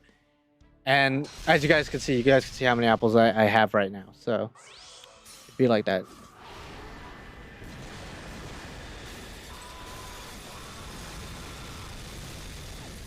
My favorite character, Kai, is Kurumi, 100%. You know, the other characters are cool. I don't have anything against the other characters, but Kurumi, definitely number one. She's just so cool. Her design's great. Like, you guys know me, I love red and black. She has like a red dress, black hair. Like, she just looks amazing. Already great. Usually, I'm not a fan of yandere characters. I don't know if I consider her yandere actually, but she is kind of crazy. And I do like her. I do like her though. You should grab a banana or some bread now. You might get a stomach problem if you keep doing that to yourself, man. Listen, I don't do this often. Like, I usually eat. Like, I only stream like once a month. At this point, I only stream like once a month. So I don't do this non-eating bullshit often. I'm sitting at a rough deficit of 1 apple per box. Woo! That is indeed a thing. By the way, what game are you talking about? It's the Data Live game. Yes, it is. It is a Data Live game. Yes, indeed. It's a fun game. It's a fun game. It's definitely different to what I'm used to. Because when I play, obviously Grand Order and Magia Record before Magia Record decided to shit itself. They're turn-based games. Whereas Data Live, you know, it goes by quick. The battles go by really fast. But it's not turn-based. Like, it's legit. Like, it's like a beat-em-up, basically. It's basically like a beat-em-up. A side-scroller, kind of. Kinda. Are you watching anything this fall? I just watched the Dragon's Dogma Netflix anime, because if you guys don't know Dragon's Dogma, it's a game made by Capcom a couple of years ago. I believe it was released like 2013 or something. I watched that because I was a huge fan of the game. as you would expect from a Netflix anime, for the most part, it wasn't the best anime. It was cool.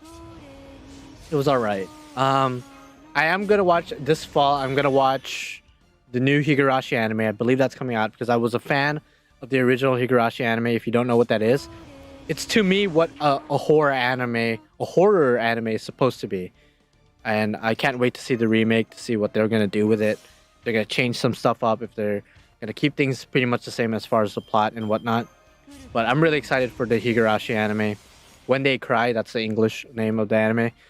I know there's a Data Bullet anime. It's a Data Live Kurumi spin-off. So I'm definitely gonna watch that as well. Don't know what else I'm gonna watch, to be honest. There's definitely stuff I'm still holding off on that I still need to watch from the past couple of seasons, this past year even. So definitely got to get on that. I've been lagging on anime, of course, as per usual. Yeah, Higurashi is gonna be so good. I have high hopes for it because the visuals look amazing. As long as they keep the plot somewhat the same as the original, if not even a little bit better, I don't know. Like, it's gonna be amazing. It's gonna be amazing. I'm gonna love it. I feel like. Hopefully they don't butcher it. That's like my one thing. But yeah, that's probably it. Rent a Girlfriend. I heard it was good, and I do see it from time to time when I go on Crunchyroll, just scrolling. I do see it there. I feel like if I'm gonna watch it, I'm gonna have to watch it with friends, because if there's something that I discovered about myself over the past, like, I'd say 2 years, it's that it's very hard for me to watch anime by myself. I don't know why, but I can't watch anime by myself. Like 90% of the time, I need to watch it with friends or I need to watch it with family. I don't know why. I'm just weird. I know most of you guys probably watch anime by yourselves, which more power to you. I don't know. I need to have somebody with me to just talk about the anime with. You know what I mean? As we're watching it, you know, crack some jokes here and there, make commentary, I guess. I just can't watch anime by myself as a pastime thing. I used to be able to do that, but as I grew older, I just enjoy it more with other people. Is that weird? I feel like I'm the only one that's like that at this point. I dropped it, to be honest. The main character is annoying. God damn. All right. Well, I don't know if I should watch it now. I mean, I bet I could tell it's a comedy, right? It's a rom-com, right? So, we already talked about this Archer Blade. You already know how I feel about rom-coms. So if I'm gonna watch it, I'm gonna need somebody else for sure. Me and my brother and his wife saw Mulan live action and destroyed it for being bad.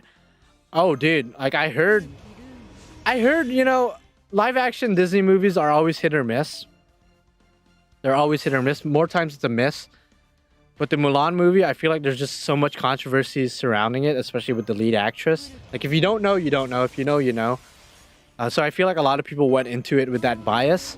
I never watched it, so I have no idea. I have no opinion on the movie. But, I mean, I'm not surprised if it just ended up being bad, just straight up.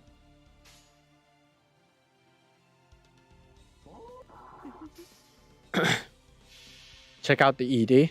I guess I will check that out, probably, if I remember. Don't waste your time on the MC unless you have some friends that you're okay wasting time. Yeah, I feel like, because I know one of my friends is watching it, because he's a big fan of these rom-com bullshit animes, so I'm not saying all rom-coms are bullshit. I just, you know, just based on what you guys are saying, like, Rent a Girlfriend is bullshit, so it'd be like that. So I'm definitely down to watch it with him and maybe a couple of other friends, just to waste some time. You know, I was gonna say have a cup of beer, but I don't even drink. So have a cup of milk or something and, you know, just chill, watch anime, you know what I'm saying? Yeah. Action-wise was bad, but it makes Power Rangers look like a Hollywood film. God damn. It's kind of sad how obvious the agenda is behind stuff like that. Yeah, that's what I was talking about earlier. I don't know. Like, I get the intent, but don't shove it down our throats. I guess that's I'm gonna try my best not to say it straight up, because you know I don't want to get canceled in this bitch. You know what I'm saying? But if you know, you know. But yeah, chill. You know, don't shove it down our throats. Make it seem organic. Make it seem natural. Don't be a bitch about it. You know what I mean? Did you see that they're making an OVA for the cryptors? Yes, I did see that. So that's gonna be fun. That's gonna be fun. I'm glad that there's a lot of, you know, anime projects for Fate Grand Order, because there's a lot of story to cover. But obviously they can't cover everything. So I'm glad they're gonna make an OVA, maybe explain like the backstory of the cryptors and shit. Like that's just gonna be so cool. It's gonna be so cool because we did see them a little bit in Babylonia episode 0, but obviously they didn't show anything of like their backstory or anything of that nature. So an OVA would be much appreciated for sure. They gave Mulan a sister? What the fuck? Okay, I did not know that. I do plan on watching it just for fun. Obviously, I'm not down to pay for it right now because I know it's gonna be free on Disney Plus on December. So I'm definitely down to watch it with friends just to laugh at it. Because fun fact, I've never watched the Avatar, The Last Airbender live action ever. I never watched it ever because I knew just from looking at it that it was going to be horrible. And just hearing everyone else talk about it, I knew it was going to be bad. But me and my friends decided to watch it like a couple of months ago just for fun. And oh my god, 2 hours of my life wasted. So I don't know if Mulan's gonna be as bad, but it's definitely gonna give us a couple of laughs. Because Avatar live action definitely gave us a couple of laughs. But towards the end, we were just like cringing. We were like, man, why did we watch this? This is horrible. This is just bad. I want to see the Lostbelt get animated. I don't know if they're gonna animate every Lostbelt because they didn't even animate every Singularity. Not to mention, they totally skipped out on the Epic Remnant. So they're probably, if they're going to animate any of the Lost Belts, probably Lost Belt 5, because that one's really good. I would love to see Lost Belt 4 animated, though, just because, like, Super Karna versus Arjuna Altar, I just feel like would just be insane. It would just be insane to see that bitch animated, you know?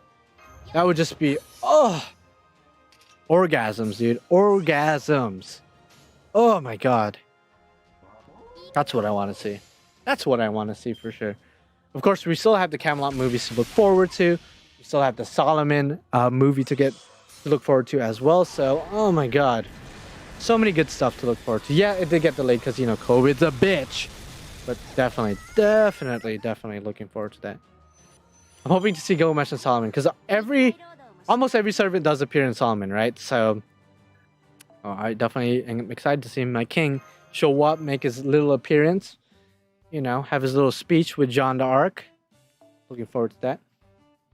Yeah, the Mulan movie. And you know what? At first glance, it seems kind of weird to have the Mulan movie for $30 on Disney Plus right now. But think about it right now, because most movie theaters are closed right now. So it makes sense that they're going to have it online.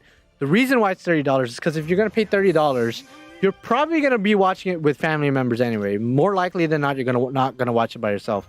In a normal movie theater environment, everyone is going to be paying for their own ticket. Like, everyone's going to be accounted for, you know what I mean?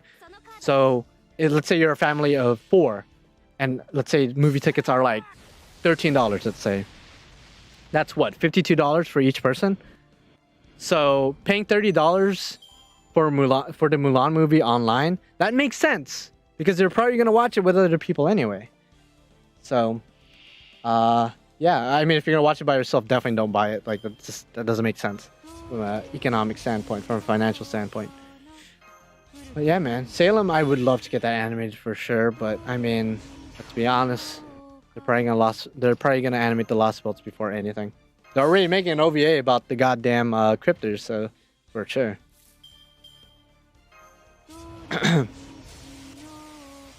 Yeah, Epic Remnant is already, you know, made into a manga. So I guess we have that. Because arguably the Epic Remnants aren't as important as the Singularities and, of course, as important as the Lost Belts. So there's like animating it would be cool, but it's not a priority, you know what I mean? Like, if they animate it eventually, maybe, but I don't know. Want to see Graham simulate Gorilla in Camelot. Yeah, that's going to be a great fight. It's gonna be a one-sided fight because it's literally just Gramps like, you know, toying with him. So that's gonna be fun to watch for sure. Because Gawain going full out 100%, balls deep, nothing but the nuts hanging out, buffed by the grill, buffed by the sun, but still getting like toyed with by Grand Assassin Hassan. Oh, that's just asking for me to nut like my guy. I cannot wait to see that. Of course, I cannot wait to see more so than that, to be honest, because I'm biased. I cannot wait to see Ozzy animated. I can't wait to see what he's gonna do in the last movie, using Dendera's light bulb, his noble phantasm that he doesn't use in the game for whatever reason. Can't wait to see him use that. That's gonna be epic as fuck. Like, if you didn't read the Camelot Singularity, I don't want to spoil too much, but he goes in at the end, and it's like, oh, so much stuff to look forward to. Oh yeah, him getting beheaded by Gramps. That is a thing that happens. But hey, Gramps didn't kill him, so who came out the real winner? Let's be honest. I'm just saying. Not taking anything away from Gramps. Again, he's gonna do some great shit.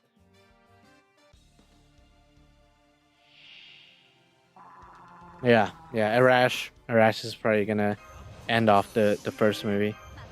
It'd be so good. It'd be so good. Da Vinci's gonna be there, of course. Yeah. Sanzang. A lot of good servants. A lot of good characters, for sure. Sherlock Holmes should be there, right? He does appear. Yeah, I mean, let's give credit where credit is due, because every time people talk about Ozzy and Gramps, they always talk about the fact that Ozzy bodied him, that Ozzy beheaded him, that Ozzy schooled, oh, not Ozzy, that Gramps, I'm sorry, not Ozzy, that Gramps schooled Ozzy, that Gramps destroyed Ozzy, etc., etc. But when you think about it, it's pretty fucking impressive that Ozzy survived. Like, it's pretty impressive. So let's give credit where credit is due now. Like, the fact Ozzy was able to survive getting beheaded by somebody who's the embodiment of death himself. Yes, it was because he was in his noble phantasm. It makes sense that he was able to survive. But I mean, come on now. I feel like people overlook that a lot. He survived it. Not too many people could say that they survived a beheading by death itself. Like, if anyone was going to do that, it was going to be Ozymandias. Like, come on. The King of Kings, boy. King of Kings himself. Yeah, Ozzy is definitely no slouch. Like, he's definitely up there as one of the strongest servants for sure.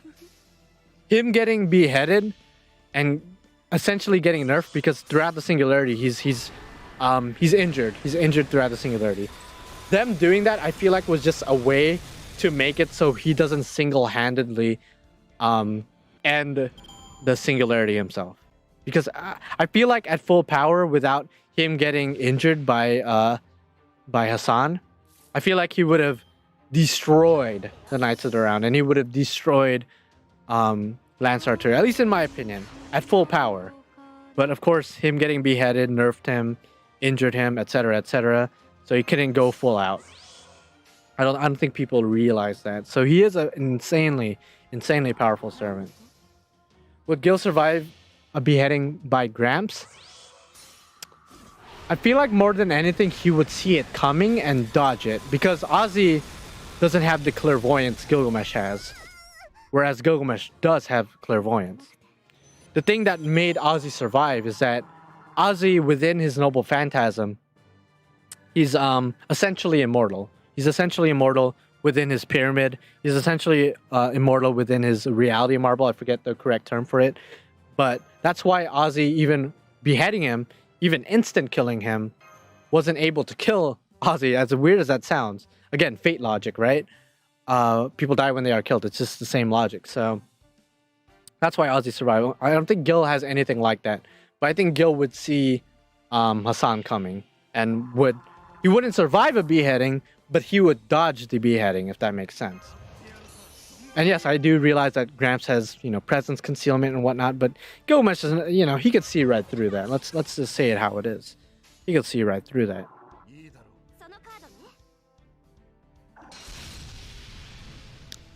But yeah, man. Yeah. Again, Gil against Grand Hassan. Okay, let's think about this for a sec.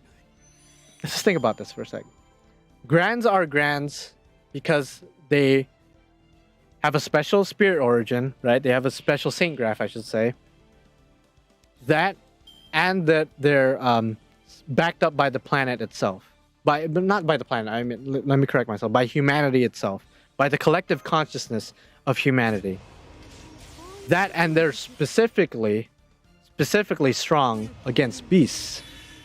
That doesn't mean that automatically somebody like Gilgamesh is going to get bodied by any of the grands. Like, if, for example, if we're going to say Gilgamesh versus Grand Merlin, Gilgamesh is going to kill him. Like, let's just say it how it is. Like, even though Merlin is a grand, Gilgamesh would body him, right? Can we all agree on that? Can we all agree on that? So, Hassan would definitely put up a better fight than Merlin, of course, because he's a lot more offensive. He's you know, Merlin is a caster, not a fighter, right? But I think Gilgamesh, again, this is just me, I think Gilgamesh would take the fight to Hassan. I think he would take the fight, in my opinion. I think 6 times out of 10, I will give the 4 to Hassan. But it's just Hassan relies so much, like, and I know he has like the eye lasers and whatnot, but I think Hassan relies a lot on close combat, and Gilgamesh will not let him get close. Let's say it how it is. He will not let him get close. And before you say Gilgamesh is arrogant, though, he would let him get close because he's arrogant. He's overconfident. He's gonna let his ego get to his head.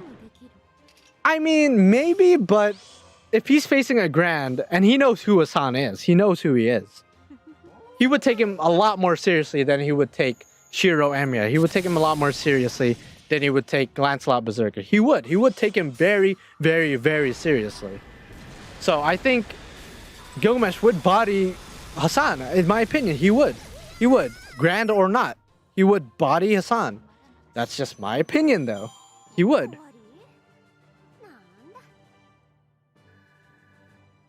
Yeah, and I saw some people, like, people call me a Gilgamesh simp, but I feel like the Hassan simps are a bit more ridiculous because people, I swear to God, people overestimate his abilities. Because people were like, oh yeah, he single-handedly, you know, defeated Tiamat. That's why he's one of the strongest servants. That's why he's a grand. Okay, he countered Tiamat, but he didn't single-handedly beat her. Let's just say it how it is. Him by himself wouldn't be able to take out Tiamat. He countered her, but he by himself would be unable to defeat Tiamat because he does not have the necessary firepower to do that. Like, whether we're talking about the anime or we're talking about the in-game cutscenes, it's very explicit that he cannot do it by himself. He needs the others to help him beat Tiamat. And same thing, vice versa. Gilgamesh needed Hassan to beat Tiamat because he needed that counter. So when I see people like, yo, Tiamat got bodied by Hassan, I'm like, no, the fuck she didn't. She got countered, but she was still whooping ass. It was until Gomez came out with Aya and like totally obliterated her. That's what finished the deal. That's what sealed the deal. But it was a team effort. You know, Erishkigal, Hassan, Ishtar, Quetzalcoatl, everybody involved in the fight had a role to play. So there you go.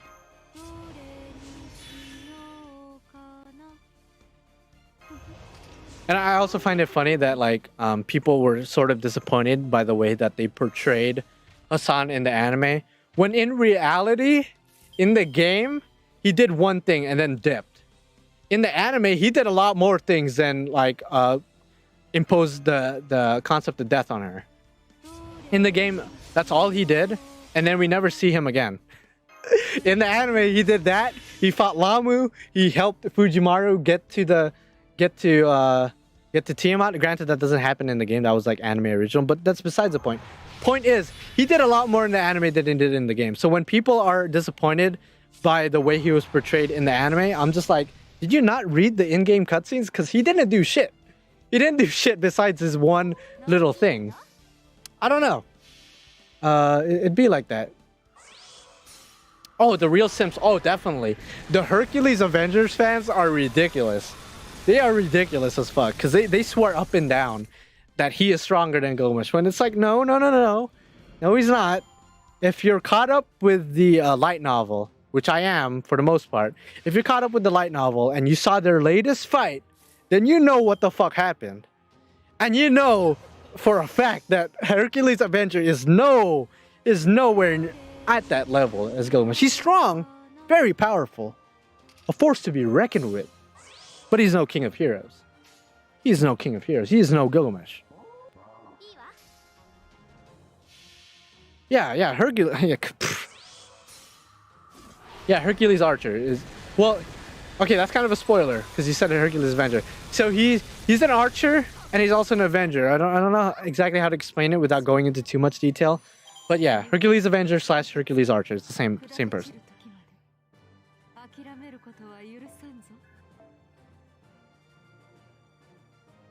Super Orion versus okay. That fight is interesting for sure. That fight is interesting for sure.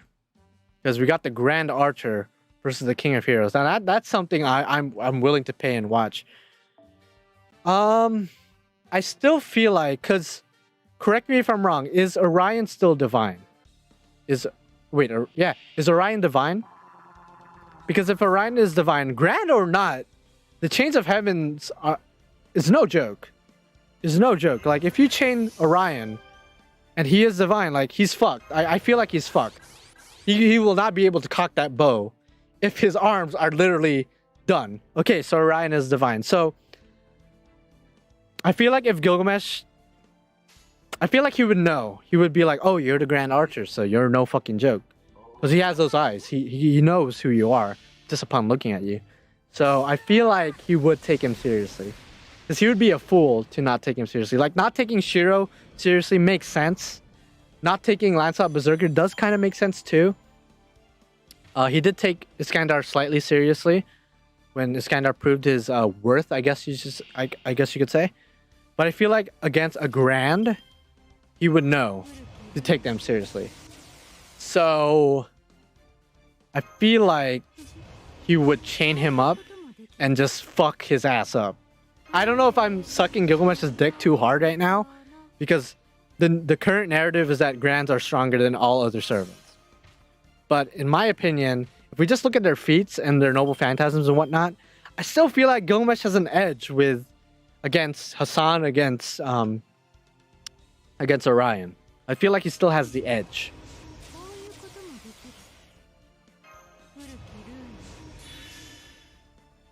Yeah, Orion could fight without getting near Gil, but Gil could fight without getting near Orion. So it's the same thing. So, but if he gets those chains out and Orion does not react quick enough, and he's a big ass target. I mean, you look at those biceps, you look at those glutes, you look at all those muscles, all those veins, all them abs. He's a big ass target. So I don't know how fast he is, but if he's not fast enough, you know, those chains is a bitch. And before anyone says Hercules broke the chains, it's because of Hercules' legend. Hercules is known for overcoming the seemingly impossible. That's just a thing. Even Gilgamesh himself says it, I believe, in the anime and in the VN, I think. He said something along the lines of like, you surpassed your legend until the very end. He acknowledges that he broke the chains, but Gilgamesh knew why. He's like, oh yeah, it's because of your legend. It's because, you know, you're kind of known for this. Like, it makes sense. It makes sense that Hercules breaks the chains. That doesn't mean anybody else that's divine could break the chains. I know you might be wondering, well, Tiamat breaks the chains. Well, to answer that, the thing with Tiamat, I think under normal circumstances, Tiamat would be unable to break the chains. But we're not talking about normal circumstances here. In this situation, when Kingu used his noble phantasm on Tiamat, and Tiamat was chained up, in this situation, you could see it clearly in the anime. It isn't Tiamat that breaks the chains. It's the corruption from the Grail that breaks the chains. So, under normal circumstances, Tiamat would not have the Grail. Therefore, she would not have the mud with her to corrupt the chains and deteriorate it and then break it. So, I think Super Orion, with the arguments I just presented on the table, as strong as he is, he would not be able to break the chains because he doesn't have the legend to back it up like Hercules does. And he doesn't have the fucking mud grail to fucking corrupt it. At least in my opinion. I don't know if that's a fact. If that's a fact. But I'm pretty sure that's why Tiamat broke it. Archer Hercules died in LB5 already. Yeah, he did die off screen. I don't know if he was Archer Hercules, but he was. They did mention Hercules died off screen.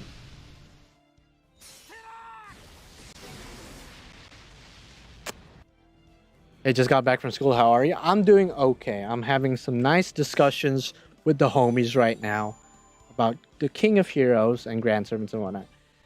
Grand Roma versus Gil. Okay, I feel like it's a similar situation because Roma is arguably. Okay, I'm not gonna say that because I was gonna say out of all the Grand Servants we've gotten so far, with the exception of Solomon, I think Roma might be the strongest Grand Servant, at least in my opinion. You guys could refute that if you want. But I think the same situation, the same circumstances as Super Orion is apparent here. Because I'm pretty sure Roma is divine. So, yeah, I feel like I'm copping out super hard by keep bringing up the Chains of Heaven. But it's really a hard counter to a lot of these servants. It's such a hard counter. So, I feel like Gilgamesh has the edge, unless there's something about Roma that I'm not aware of. But I feel like getting chained and then spammed with swords, it's just an instant win. It's just an instant win. And yes, Gilgamesh would take Roma seriously. Again, that's his biggest weakness. Gilgamesh's biggest weakness is his ego. But against Grand Servants, I feel like he would take them seriously. And in a situation like this, against a Grand Divine Servant, he would whip out the chains and just go in balls deep. Any predictions on Grand Berserker? I actually have no idea. I know he should be showing up in the next Lostbelt because Daybit, the supposed master of the Grand Berserker, is going to be in the next Lostbelt. So excited to see who they pick. Could be somebody returning, because we gotta think about this too. Look at all the Grand Servants we have so far. Besides Solomon / Merlin, every Grand Servant we've gotten so far, at least I think, are servants we've already had in the past, but revamped or buffed up, if that makes sense. So look at Super Orion. We've had normal Orion, but that obviously normal Orion wasn't a Grand. Now he's a Grand. Roma, we had normal Roma, 3-star Lancer. Now we have him as a Grand. Hell, we could even look at the Hassans. Yes, technically Hassan, like Gramps, King Hassan is a totally different, entity as the other Hassans, but he's still an Hassan nonetheless. And then we look at, even if we look at Castergil, Castergil is a Grand Caster candidate. Castergil is obviously a different version of normal Gilgamesh.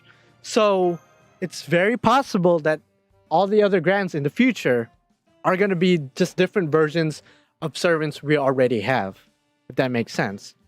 Besides Merlin and Solomon, those are the only two that didn't have different versions before they came out. Obviously, we have Proto Merlin now, but that's after normal Merlin came out. So, yeah, definitely possible that the Grand Berserker could be somebody we're already associated with. Who it might be, I have no idea. You guys could, talk about it if you want, but it'd be like that. Archer Hercules, he's already gone. He's dead. He's dead as fuck.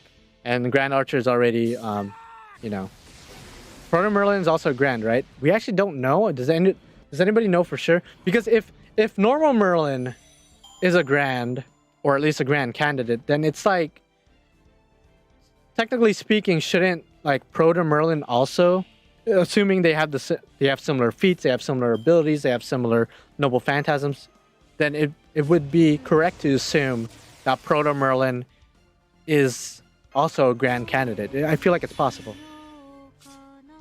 The Oni side of Mamareko, I mean, we technically already fought her, so I mean, I don't know.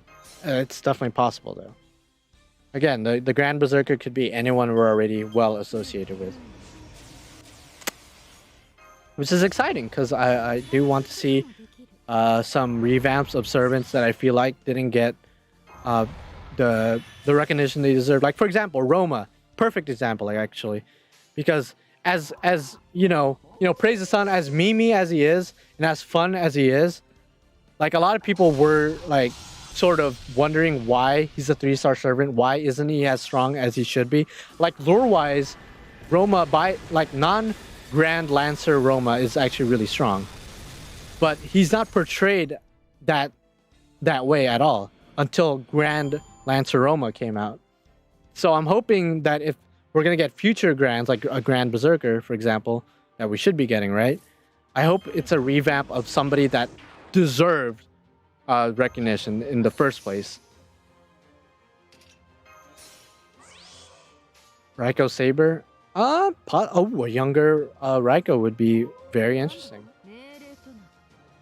The thing about Gil is that he's already technically a Grand caster, so I don't see him being a Grand anything else. Plus, I still think he would whoop most Grand servants, if not all of them. With maybe the exception of Solomon, if Solomon had enough time to prepare. 9 times out of 10, so... I think Gilgamesh is fine the way he is. He doesn't need to be a Grand to be the king of heroes, you know what I mean? You smell me? You smell what the Rock is cooking? I think Saber, like normal Arturia with Avalon, could possibly be a Grand Saber. Because, I mean, who's more fit to be the Grand Saber than the face that runs the place? You know what I mean? But you gotta give her Avalon. Obviously, without Avalon, she's kind of like, eh. But with Avalon, she's like, she's gonna be a beast. Like, not a beast class, but you know what I'm saying. Lubu, yeah, I feel like Lubu, yeah, because Lubu is such a big name in history that the fact that he's like a 3-star, like, okay servant, I feel like doesn't do him justice. So a Grand Lubu would definitely be something interesting. I would like to see that.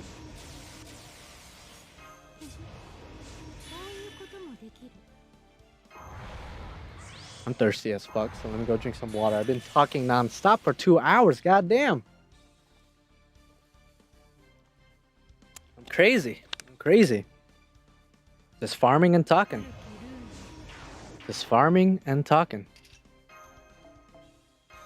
But yeah, very, very interesting for sure.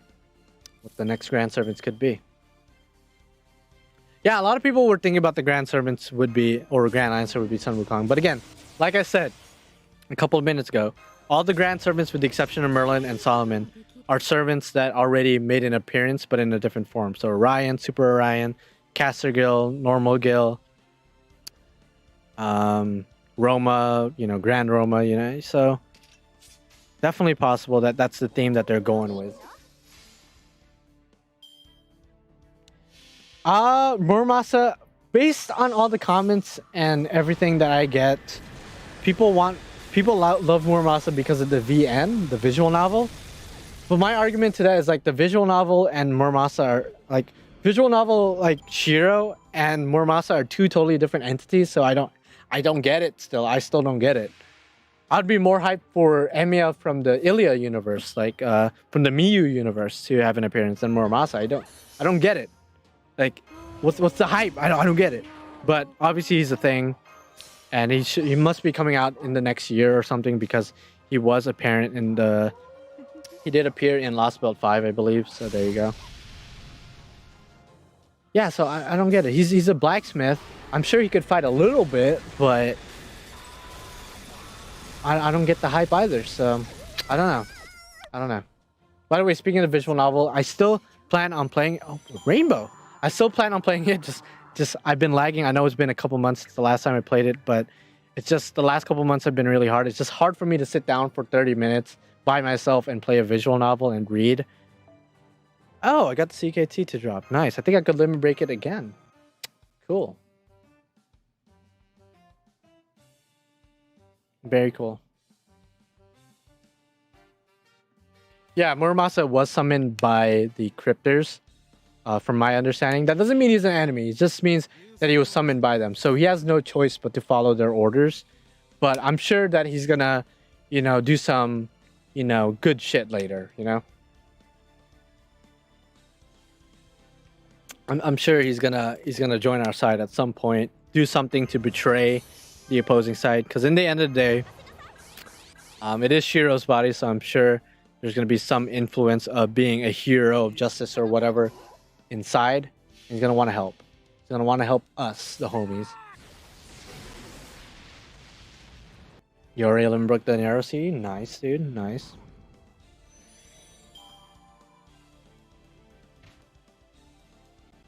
He's still trying to make a harem. God damn. God damn. Lucifer Morningstar would be a fucking interesting servant for sure. That would be an interesting servant. Bring in Medea with Rule Breaker and we get ourselves a Muramasa. True. Hee. Did 100 boxes. Nice. I only did 7 so far. I've only done 7 loops. But it be like that. It really do be like that. Oh man, I'm fucking... After this stream, I'm gonna eat like a pig. I might order food. I don't know what food I'm gonna order, but I'm feeling Chinese right now. I don't know about you guys, what you guys feel like right now, what you guys just ate, or if you're planning on eating something. What did you guys eat today? Let me know what you guys ate today. Besides 200 apples. I've used a lot of apples myself as well. Briner, for sure. Ooh, orange chicken sounds good. Yeah, I was thinking like fried rice, orange chicken. The usual American/Chinese, delivery shit. You know what I mean? It's good. Gross. Ooh. Was the title legit? Only 7 boxes? Yes! You thought this was clickbait, my guy? No, this is real. I've only done 7 boxes, so I'm just like last minute farming. Only 7 boxes. I didn't even get all the gold foes yet from the shop. Because I am a bitch. Or not from the shop, from the thing. Dave's Hot Chicken. Never had Dave's Hot Chicken. Is it good? I'm gonna eat meat with rice and beans. Oh man. Whew. Getting hungry, man. I'm getting hungry just thinking about what I'm gonna devour later. Because your boy hungry as fuck. Didn't eat all day. It's 6 p.m. right now. Somehow I still have the energy to talk to you guys and to stream. But yeah. Oh my god, you wasted 1,300 quartz for a 5-star support? Oh man. Yeah. Sorry, man. F's in the chat for Briner. I'm sorry to hear that. Was it for Caster Arturio? Was it for Scotty? Who was it for, my guy? I'm sorry to hear that. That sucks. That is indeed something. Yeah, I would love to see Shinji as a servant too, by the way. That'd be so funny. I know a lot of people would be pissed off, but I actually like Shinji. I think he's a funny character. I think people take him too seriously. I get it. He's a bully. He's an asshole. And if you watch Heaven's Feel or Sakura's route, he's a lot worse than those things, but... And he's deplorable, all that stuff. But if you just don't take him seriously, he's a very funny character. Show your box shop? I will. I will at the end of the stream. I will show it. Did people not believe me? It's on my Twitter, by the way. I did post it on my Twitter. Link is in the description, by the way, if you want to follow me on Twitter. But yeah, I did post my picture of me only having 7 boxes on Twitter. So if you don't believe me, it's right there. It is right there. I legit only did 7 boxes. For sure. Yeah, I like Shinji as a character. Now, would I like him as a friend, as a real-life person, as a family member? Fuck no, I would not like him.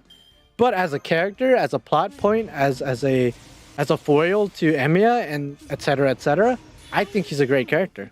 He's entertaining, he's funny when he has to be, you know what I mean? How many points do I have? That's definitely the question, Neko. That is definitely the question. I have no idea. At this moment, I have no idea. Because I've been farming for 2 hours now. So I definitely have a good bit. A good bit, I would say. Again, link is in my... link to my Twitter is in the description. So if you want to check out the screenshot of how many points I might have. There. It is indeed there. Shinji for Fate Extra is arguably a nicer character, I guess you could say, as far as like not being as big of a dick. But still, I find the normal Shinji to just be a bit more interesting, from a plot standpoint. You smell me? You smell me?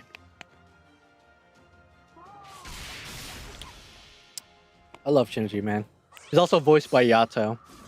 If anyone's ever watched Noragami, he's voiced by Yato, and every time he talks, and every time Yato talks, I just think about the other character. I'm like, hell yeah. I've seen Gil use Senpi so much now since he is my farming servant for this. That makes sense. He was definitely good for this battle. Anybody bond 10 any servants in this event? I'm sure a lot of you guys have already bond 10 your Skadi, Lancelot, etc., etc. But any other servants besides those two that you guys have bond 10 because of this event, because of all the farming? Along with that, any servant you guys trained as well? What's up, Rocky? What's up, motherfucker? Arash, Merlin, okay. Merlin's very close. Bond 10 Enkidu, nice. Welcome to the club. Bond 10 Castigal, still need to work on him, not gonna lie. Still need to work on him. I didn't bond 10 anyone as I was rotating. Okay, makes sense. I did bond 10 Nitocris because she was my farming servant for a little bit along with Skadi and Lancelot. But after I bond 10'd her, I kind of just put it in the box because I was like, okay, you done enough. Maybe just bring out Arash and Helena since they're not bond 10. So I understand that you wrote the rotating thing. Because I don't want to bring anyone I've already bond 10 because it's kind of a waste of potential bond points, Bond 10 Dantes. Ooh, Kiara too. Nice, dude. Kiara. I can't wait for Kiara's swimsuit to come out here in NA. She's so good. She's so good. We cast her to voice the character, but you also have the face for it. It's like, whoa. Perfect for Kiara, for sure. 100%. So go follow Tanaka Rie on Twitter. She's amazing. To my understanding, she recently broke up or had a divorce with her ex-husband this past year, I believe. Which, led to her doing all this, I guess, fan servicey stuff on her Twitter. So I guess she's free to do that now that she doesn't have a husband. So more power to her. More power to her. Oh yeah, Kiara is a very good looper. Very good looper. Like, that 50% NP charge is a godsend. That's why Spacious Star is arguably a slightly better looper than Musashi. Musashi's going to do more damage overall because she's a berserker. But in terms of being able to loop more efficiently, yeah, Spacious Star's a bit better, and possibly Kiara. Lancelot, so she is free. As far as I know, Tanaka Rie is very much single, and she's like in her 40s right now. But if you look at her, you're like, damn, you're in your 40s. Like, what? She's like, she looks amazing for her age. It's basically what I'm saying. Like Japanese people in general, or Asians in general, like, whoa, like how the hell do you look so young, but you're in your 40s, almost 50s? Like, that's crazy. Must be the diet. I don't know. It's crazy. I need to start eating more Japanese food or something. Need to start eating more Japanese food, more sushi or something. I don't know. I love sushi too, because I rarely get sushi. It's because there's like not that many good sushi places near me, and they're somewhat expensive, a little bit, to get some good sushi around where I live. Shout out to all my Californians out there.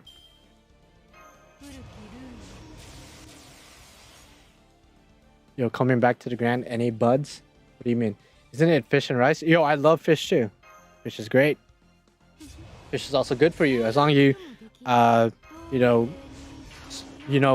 where this fish is coming from, because some fish have a lot of, I believe, mercury in them, and mercury is not good for you. It's a fun fact. My friend's mom is from Japan, and she looks so good for her age. But yeah, that's what I'm saying. I feel like it's the diet. It might be the lifestyle too, but I do know that, not to get dark here, but I know Japan has a very, very bad depression rate and a very bad suicide rate as well. So I do know, like, you know, mental illnesses and stuff like that. It's just, it's horrible worldwide. But I know in Japan in particular that place is really bad when it comes to being depressed, being demotivated, and taking your own life. So yeah, that's just, I don't know if it's a lifestyle thing. It's definitely a diet thing. It's definitely, it has to be a diet thing. It's Jesus Christ. Not saying everyone in Japan's miserable. That'd just be presumptuous, but definitely a diet thing. They eat less, I guess you could say. Bad food. Yeah, possibly they eat less junk food. Maybe that's it too. Yeah, exactly, Yvonne. That's what I'm saying. Just the way the culture is. The way they're taught. It's not good for their mental state. For a lot of them, at least. Not everybody. Some people live in different circumstances, for sure. But I do know that the mental illness it's a bad thing over there. I can't fight with American food. Yeah, American food, like burgers and fries and shit, like they're amazing. They taste great, but yeah, they're clearly not good for you, for sure. They walk more.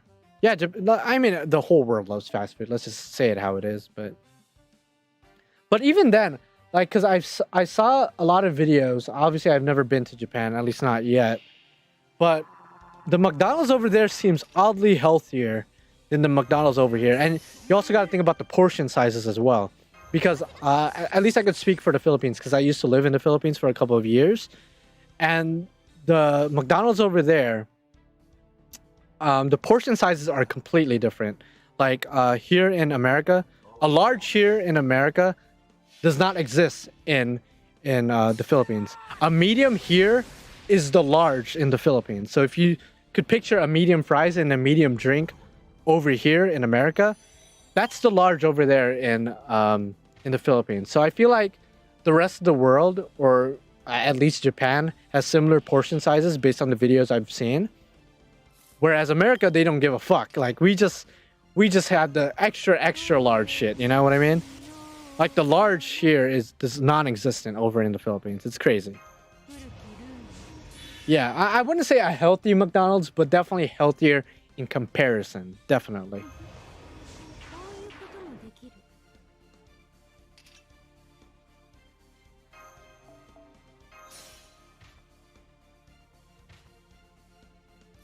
Oh yeah, Philippines has like this chicken and rice meal that I really miss. Like if there's one thing I miss about the Philippines, I really miss the fried chicken and rice from McDonald's. That shit was next level good shit, man. Yeah, that chicken and rice combo is like no joke, dude. I used to get that after school every week. Oh, so good. All right, Tia, yes, it's me. I'll see you later. I might stop streaming soon because 2 hours and 20 minutes. Obviously, the event is not done for another 2.5 hours. Jollibee is good. Actually, we have Jollibee here in California. I don't know about any other places in the world, but California, around the area I live in, we have a couple of Jollibees, so that's great. I actually had Jollibee last week. Fun fact. So if you guys have never had Jollibee and you're Filipino, but you don't live in the Philippines, but there's a Jollibee near you, go get it. Good. It's good. Chicken's great. The chicken is simple. It's not like, how do I say this? It's like not over seasoned. It's just seasoned just right. And their chicken's not dry at all. If anything, their chicken is very juicy. There's one thing I could say about their chicken. It's very juicy. Because some chicken places, like their chicken is super dry. Jollibee though, nah. That shit is lubed up, bro. I am Tamshu, so I don't know if you live near here, but yeah, I am from SoCal. Shout out to my Southern Californians out there. This past month has been crazy because of the forest fires. That was just so stupid, by the way. If you guys know about the forest fires here in California and what caused this month's earlier forest fire, that shit was just fucking ridiculous. So dumb. Oh, the gravy's good as fuck too. The gravy, honestly, everything is good. Like everything is good. The spaghetti, the palabok is amazing. Like, oh fuck, yo, I'm hungry right now, bro. Why are we talking about this, bro? Ah! I accidentally used his second skill there, so let me just chill the fuck out. I'm hungry as hell. Jollibee's food portion is small. It's small in comparison to like other food places for sure. Yeah, it's definitely hot over here in California for sure. The forest fires are not helping because we need the trees to cool everything down. But now that we lost over 100 acres worth of trees to the stupid forest fires, like my guy, it's just crazy. Are you going to sleep? Yeah, all right. Good night, bro. Thank you for stopping by. Yeah, I guess we're getting Jollibee. I mean, I'll see if Jollibee, if like Postmates or DoorDash does delivery, because like, fuck. I just had Jollibee too, and I'm like, oh shit, should I get more? I don't know. I don't know. Yeah, the gender reveal party, that was just, that was just dumb. That was just dumb. I hope they call that kid Flair. Yeah, that kid, like, I know I shouldn't feel sorry for the family at all. I don't feel sorry for the family in particular. But for the kid, I feel bad for the kid because he is gonna live the rest of his life knowing that he was technically the cause of the fires, and that that just sucks. I mean, he might own it. Who knows? He might own it and like, you know, do some cool shit with it. But I can't imagine just growing up, and then everybody knows me as the kid that was the cause of that gender reveal party. That's just crazy, man. LA is moving forward Comic-Con? Really? I didn't know that. I had no idea. I'm doing homework while doing this. Actual suffering. What kind of homework are we talking about? Are we talking about math homework? Talking about history? If you're doing history, then it just makes sense because Grand Order is all about history and whatnot. Granted, we change a lot of it, but that's besides the point. Is it English homework? Is it some kind of science homework? Biology? I don't know. Let me know what kind of homework you're doing, my boy. Yeah, he's gonna be a firebender for sure. Anybody 10-10-10 any servants in this event? Actually, no. Not at all. Not yet. Not yet. German homework. Oh, I didn't even think about like any like foreign language homework or anything like that. Interesting. Okay. Good luck in your German, my guy. Are you German too? Or like, are you from Germany? Or like your family's German or something? Or did you just take German just because like, you know, it was interesting to you? And maybe you have plans to go to Germany. Like, what's the story behind that? Like, what's going on, bro? What's going on? Engineering and materials, fabrics. Goddamn, Spanish and history for me. Cool. That sounds lit. That sounds lit.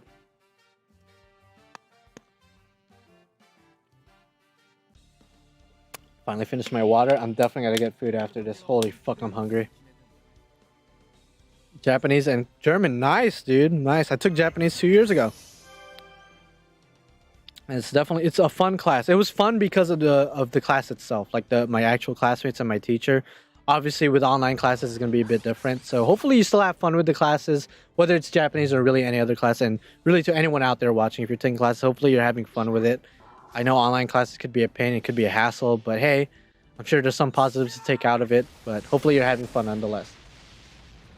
I'm Asian too, bro. I suck dick when it comes to math. Like literally, when I take any math class, I just start like crumpling up the paper to look like a dick, and I start sucking on it because I literally suck so much dick when it comes to math. It sucks ass. Well, I suck ass when it comes to math, but yeah, I just don't have the brain for it. I guess I try my best to wrap my head around all these problems, all these formulas, and I'm just like I don't get it. I don't understand. So I definitely relate to you, Marky Mark. Like fuck math. Honestly, hashtag fuck math in the comments. To be honest. Next year is indeed the last Guildfest. Yeah, next year there's going to be Battle in New York Part 2, which will feature Gilgamesh is coming back with new craft essences and whatnot. Still going to be a lottery event, and I believe there's going to be a Part 2 banner with Ishtar in it. So if you want Ishtar, you could wait for her there too. Yeah, I feel bad for like like elementary schoolers and shit that have to do online classes, because you also got to think about the parents, because a lot of parents are not tech savvy. So they got to teach themselves how to use a computer, how to go into Zoom calls and whatnot. And then also have to teach their kids how to do it too. So it's like, damn, this is just a shit show of a year, to be honest. Crazy. Shit, it's just crazy suffering. This past year is just insane. Just insane with all the stuff that happened this past year. Like a lot of celebrity deaths, a lot of tragedies, a lot of like natural disasters. Like this past year just been crazy, man.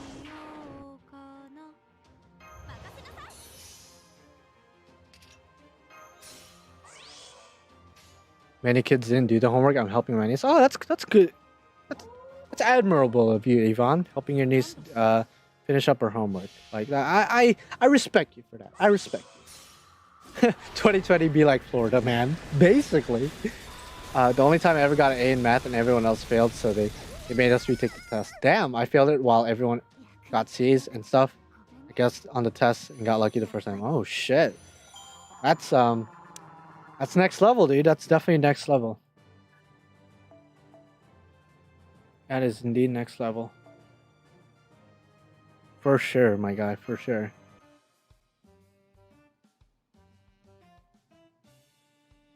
Alright, so I'll probably farm for another 30 minutes.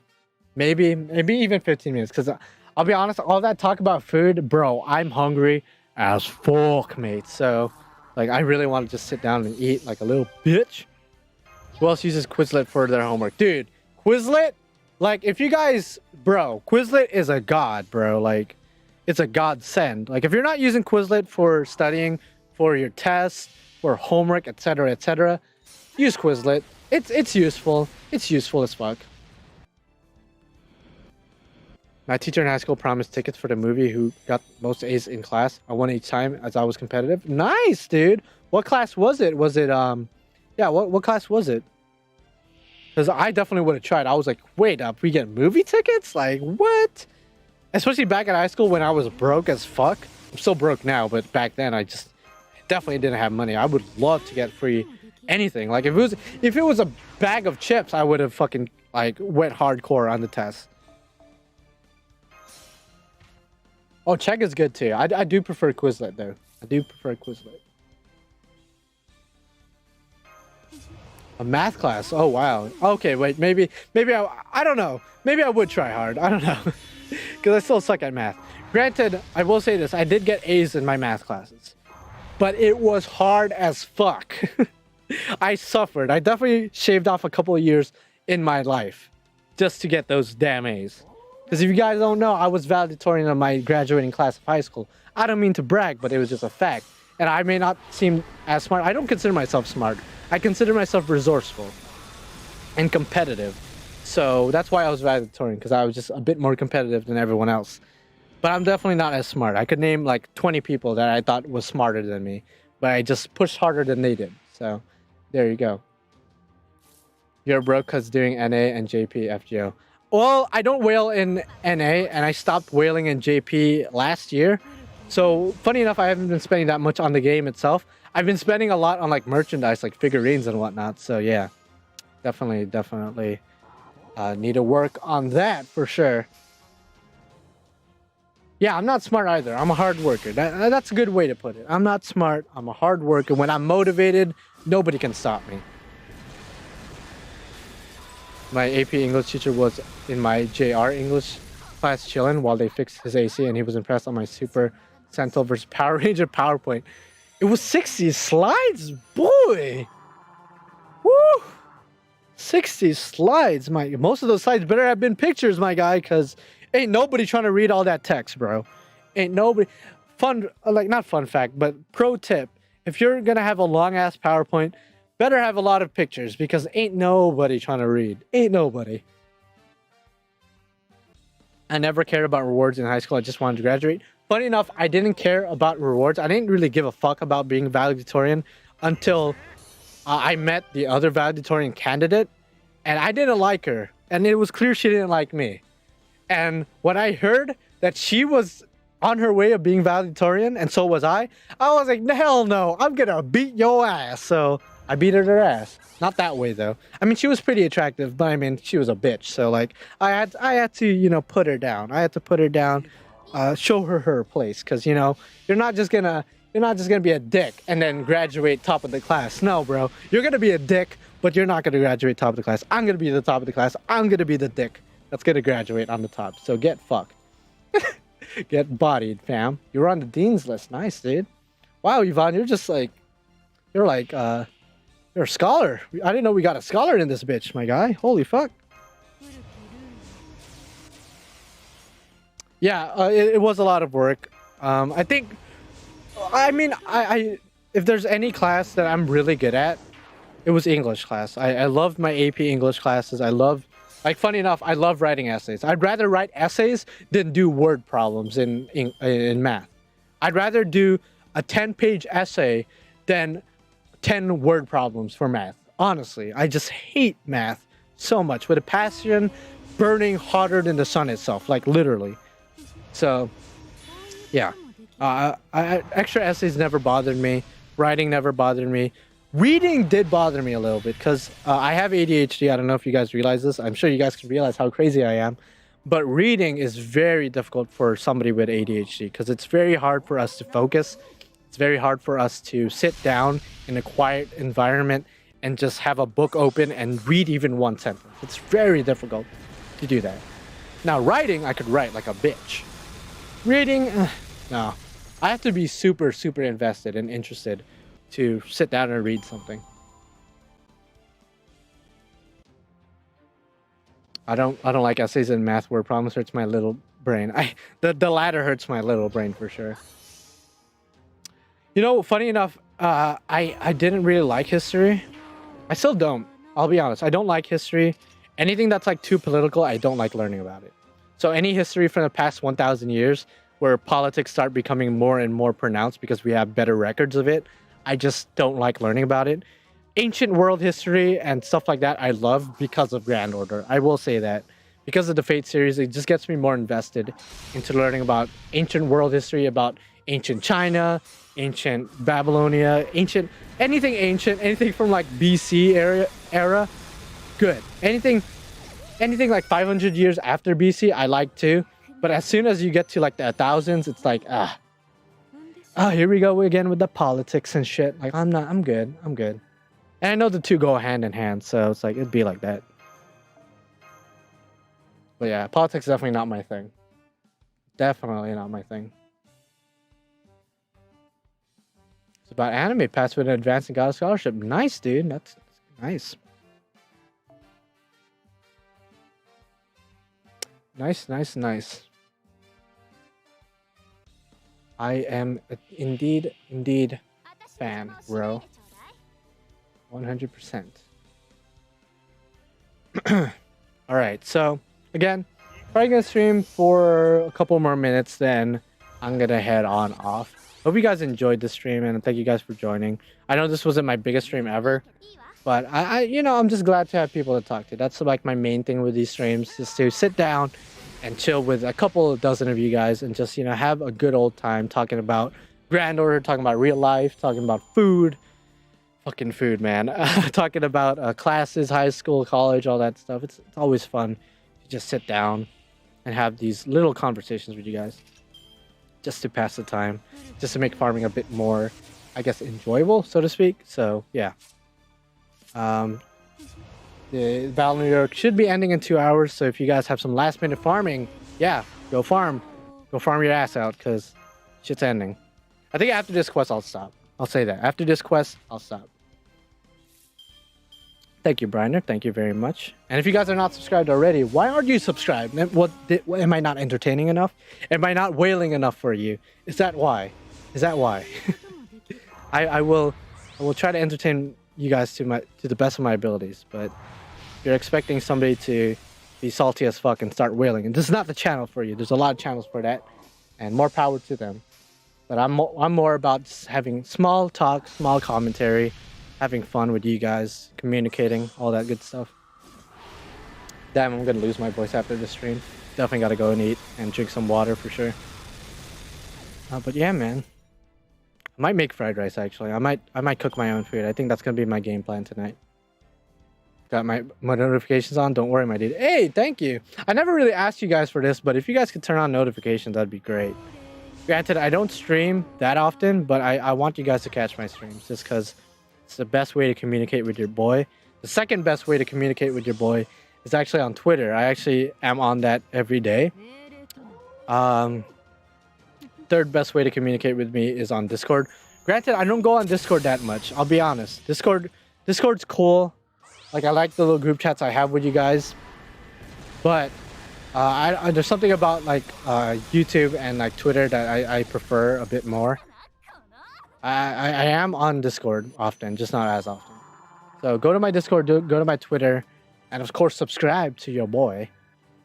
Alright, I know you guys didn't believe me about the damn 7 boxes, but I'm about to show you guys. I've only opened 7 boxes. That's what I've been saying the entire time. I didn't say how many tickets I have though. So maybe I did clickbait you guys, I don't know. But yeah, this is what I have so far. As you guys can see, I wasn't lying. 7 boxes, lineup number 7. Did I lie? I don't remember lying. That's what I've been saying the entire time. 7 boxes. 7 boxes. That's it. It says it up there on the top right. So 7 boxes. But yeah. But that's right, Briner. So I feel like maybe was that clickbait? I don't know if that was clickbait, but all jokes aside, yes, I only did open 7 boxes, and I was honest with that. What I didn't really mention was how many tickets I have. Granted, it's only enough for, I believe, 1,700. Not 1,700. What the fuck? That's a lot. 170-ish, maybe 180. I don't know if my math is wrong. I just talked about how much I hate math. But yeah, yeah, probably almost 200 loops. Not quite. But we were close. We're close. But yeah, definitely did my fair share of farming. And I did buy out the shop with the exception of these things, which I need the gold for. And the monuments, because I don't really care about buying out the monuments. Like, that's just a waste of my time, because I don't really need it.